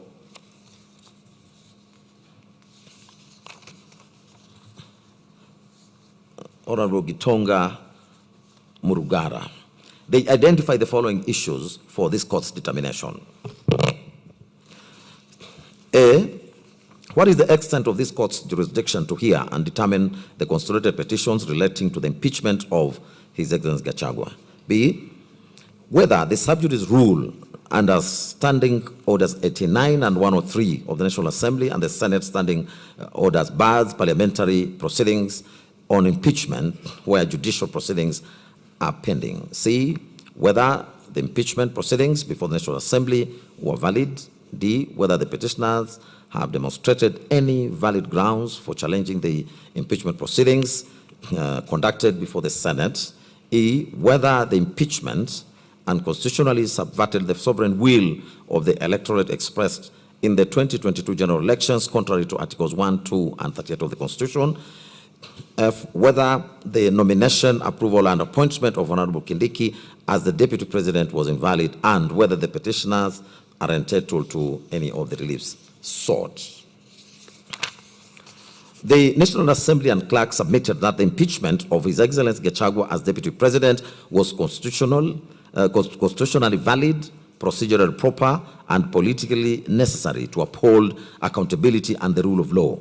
They also defended the subsequent nomination, approval, and appointment of Honorable Kindiki as Deputy President as fully compliant with the Constitution. Their positions remained that an impeachment is a political process, not a judicial one, and that the Constitution vests sovereign power in the people exercised through their elected members under Article 1, that the Constitution mandates public participation, strict timelines, and bicameral supermajority representation requirements of the 2/3 in both houses, making the impeachment framework rigorous and transparent. They submitted that the comparative analysis with the United States, Philippines, Brazil, South Korea, and Nigeria shows that Kenya's process aligns with global presidential systems where impeachment is a constitutional safeguard against abuse of office. On the High Court's jurisdiction under Article 165 of impeachment proceedings, they submitted that such power is only residual and supervisory, not appellate. That impeachment is a political process entrusted to Parliament, and courts should not interrogate the substantive merits of impeachment charges. They added that the court's role is limited to ensuring procedural compliance and protection of individual constitutional rights, and citing the cases in Wambora and Sonko. They asserted that the courts must show deference to Parliament in matters where the Constitution grants Parliament discretion. Learned counsel also cited the decision in the Supreme Court of Philippines in Re Sara Duterte, which similarly held that courts will not encroach on co-equal branches on political questions. It was their further submission that Standing Order 89 of the National Assembly and 103 of the Senate do not absolutely bar discussion on matters pending in court, and a matter is sub judice only if discussion is likely to prejudice fair determination of active proceedings. They stated that the petitioners did not raise any sub judice objection during the parliamentary proceedings, and they cannot raise it now. The National Assembly and clerk submitted that the Constitution itself imposes tight timelines under Article 145, that is 2 days to notify Senate, 7 days to convene a Senate, and 10 days for the committee investigation. They contended that impeachment is urgent as prolonged proceedings will cause political uncertainty and undermine governance. The standing order were a legitimate excess of parliamentaries' power under Article 124 to regulate its internal affairs, and that timelines are constitutionally anchored and not subject to judicial invalidation, as was held in Mbarak Issa Kombo's case. It was their further submission that public participation was adequate, as the National Assembly issued notices in the Kenya Gazette, national newspapers, news website, and social media on the 2nd, 3rd, and 4th of October 2024. Public hearings were held at county and constituency levels, including compliance with Justice Mwongo's order on constituency level participation, and 223,083 citizens submitted views, which they stated was an unprecedented level of civic engagement. Further, that the public views the public views template was provided in English and Kiswahili. Submissions were received orally, in writing, and electronically. They also submitted that the constitutional standard is reasonableness, not perfection, and that the Supreme Court and Cabinet Secretary for National Treasury and Planning and 4 others versus Okoit and 52 others held that timelines must be considered when assessing public participation adequacy. They submitted that His Excellency Gachagua's response was not required to be circulated simultaneously, as the public role is to express views, not adjudicate, and that allegations of violence, intimidation, and poor organization were unsubstantiated, and that isolated incidents do not vitiate an entire process. They also submitted that public participation report was submitted in Parliament and recorded in the Hansard, which is a valid parliamentary record. They stated that the impeachment motion was properly particularized and set out 11 detailed grounds with specific particulars, and that these grounds met the threshold set in the Wambora's case of being serious, substantial, weighty, with clear nexus and precise constitutional provisions. That the motion was supported by 282 MPs, which was well above the 2/3 requirement of 233 MPs, and that the Deputy President was accorded a fair hearing as he received prior notice of the charges. He filed his written response and appeared in person with counsel, and he was given 2 hours to address the National Assembly. The National Assembly and the clerk also submitted that His Excellency Gachagua's defense was considered and debated before the vote, and that the 2/3 gender principle does not invalidate Parliament, as Articles 97 and 98 on the composition of Parliament have been fully complied with. On the 2/3 gender principle under Article 81B, it was submitted that this was an aspirational provision to be achieved progressively, not a condition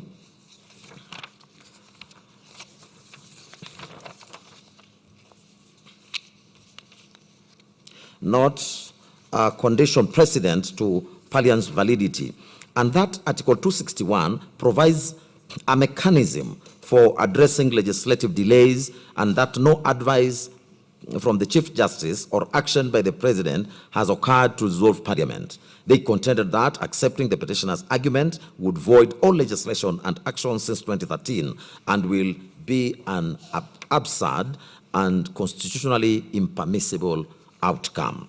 On the allegation of bias against the Deputy Speaker, they submitted that allegations were unproven, and further that the Deputy Speaker only performed administrative and procedural functions and that she did not vote. Further, no recusal motion was raised during the proceedings. They stated that the test for bias is objective, as stated in the Supreme Court in Rawal and others, and that the threshold had not been met in this matter. Council added their voice to the position that the Senate handled the impeachment hearings by hearing the charges in plenary, since Article 145, Subarticle 3A, mandates the Senate to convene and hear such charges. That Article 145, Subarticle 3B, uses the word may, and therefore the appointment of special committee was discretionary and not mandatory. And the semicolon and in Article 145, Subarticle 3, do not convert the discretionary power into a mandatory obligation. They reiterated that the Senate motion to appoint a special committee on the 9th of October failed, as it was not seconded, and the Senate then properly proceeded in plenary. They relied on the Supreme Court court and Sonko case that confirmed that for governors, the Senate may proceed in plenary or by committee, and that the same applies to the Deputy President.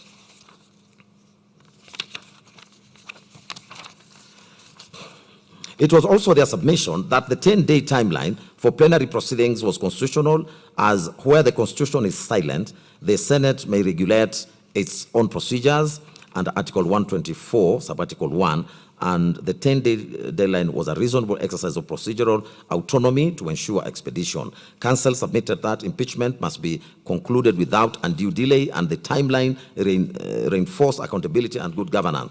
It was their father's position that His Excellency Gachagua received a fair hearing in the Senate, as he was represented by counsel throughout. He was cross-examined at the National Assembly, and he cross-examined National Assembly witnesses, and he filed witness affidavits on the 12th and 13th of October 2024. They contended that the Senate did not refuse an adjournment unreasonably, as senior counsel Muite was given from 2:30 p.m. to 5 p.m. to contact His Excellency Gachagua, that no medical evidence of either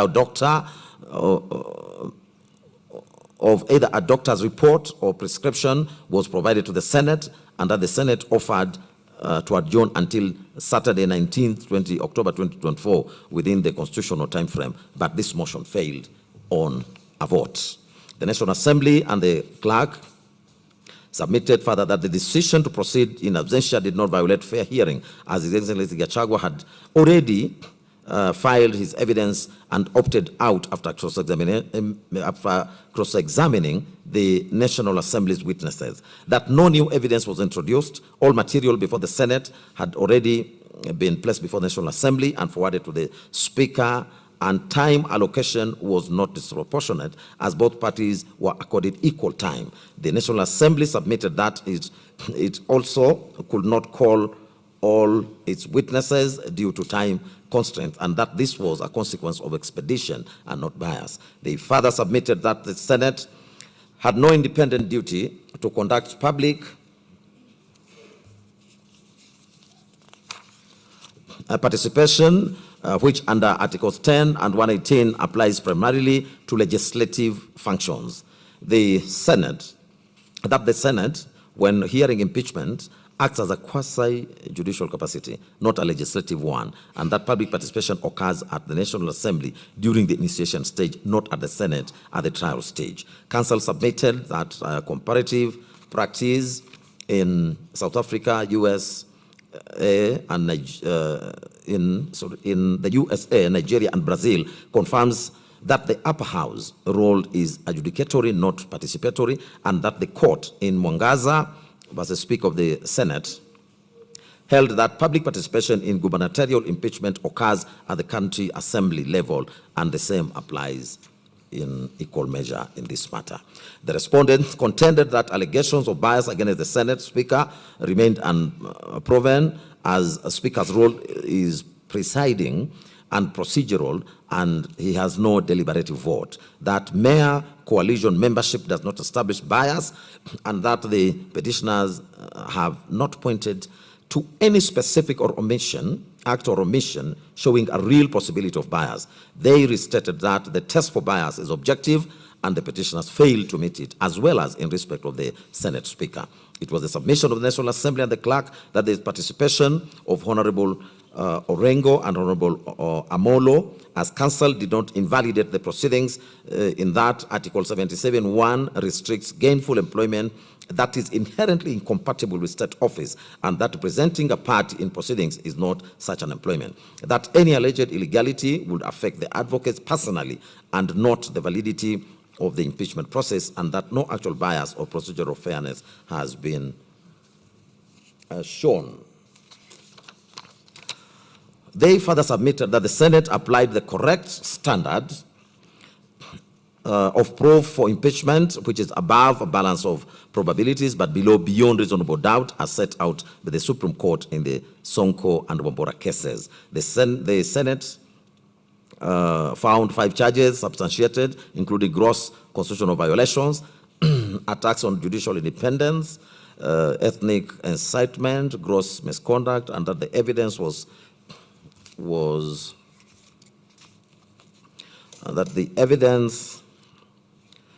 substantial and credible, including His Excellency Gachagua's own public admissions, Learned Counsel submitted and urged that the court should not undertake a merit review of the Senate findings.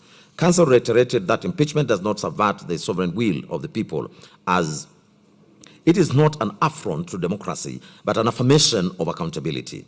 That the Constitution provides for removal of elected officials for gross misconduct, constitutional violations, and crimes, and that the joint ticket of the President and the Deputy President does not create legal inseparability, as they are separate constitutional offices with distinct and accountability mechanisms and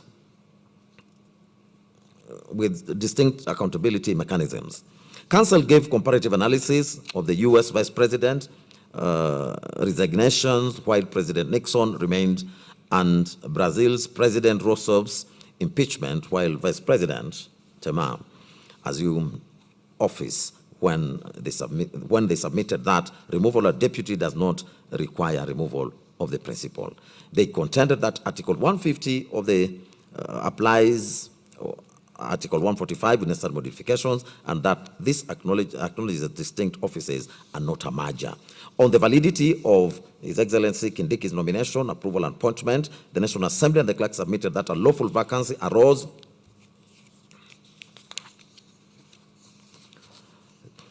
by operation of law under Article 145(7), as the impeachment was valid.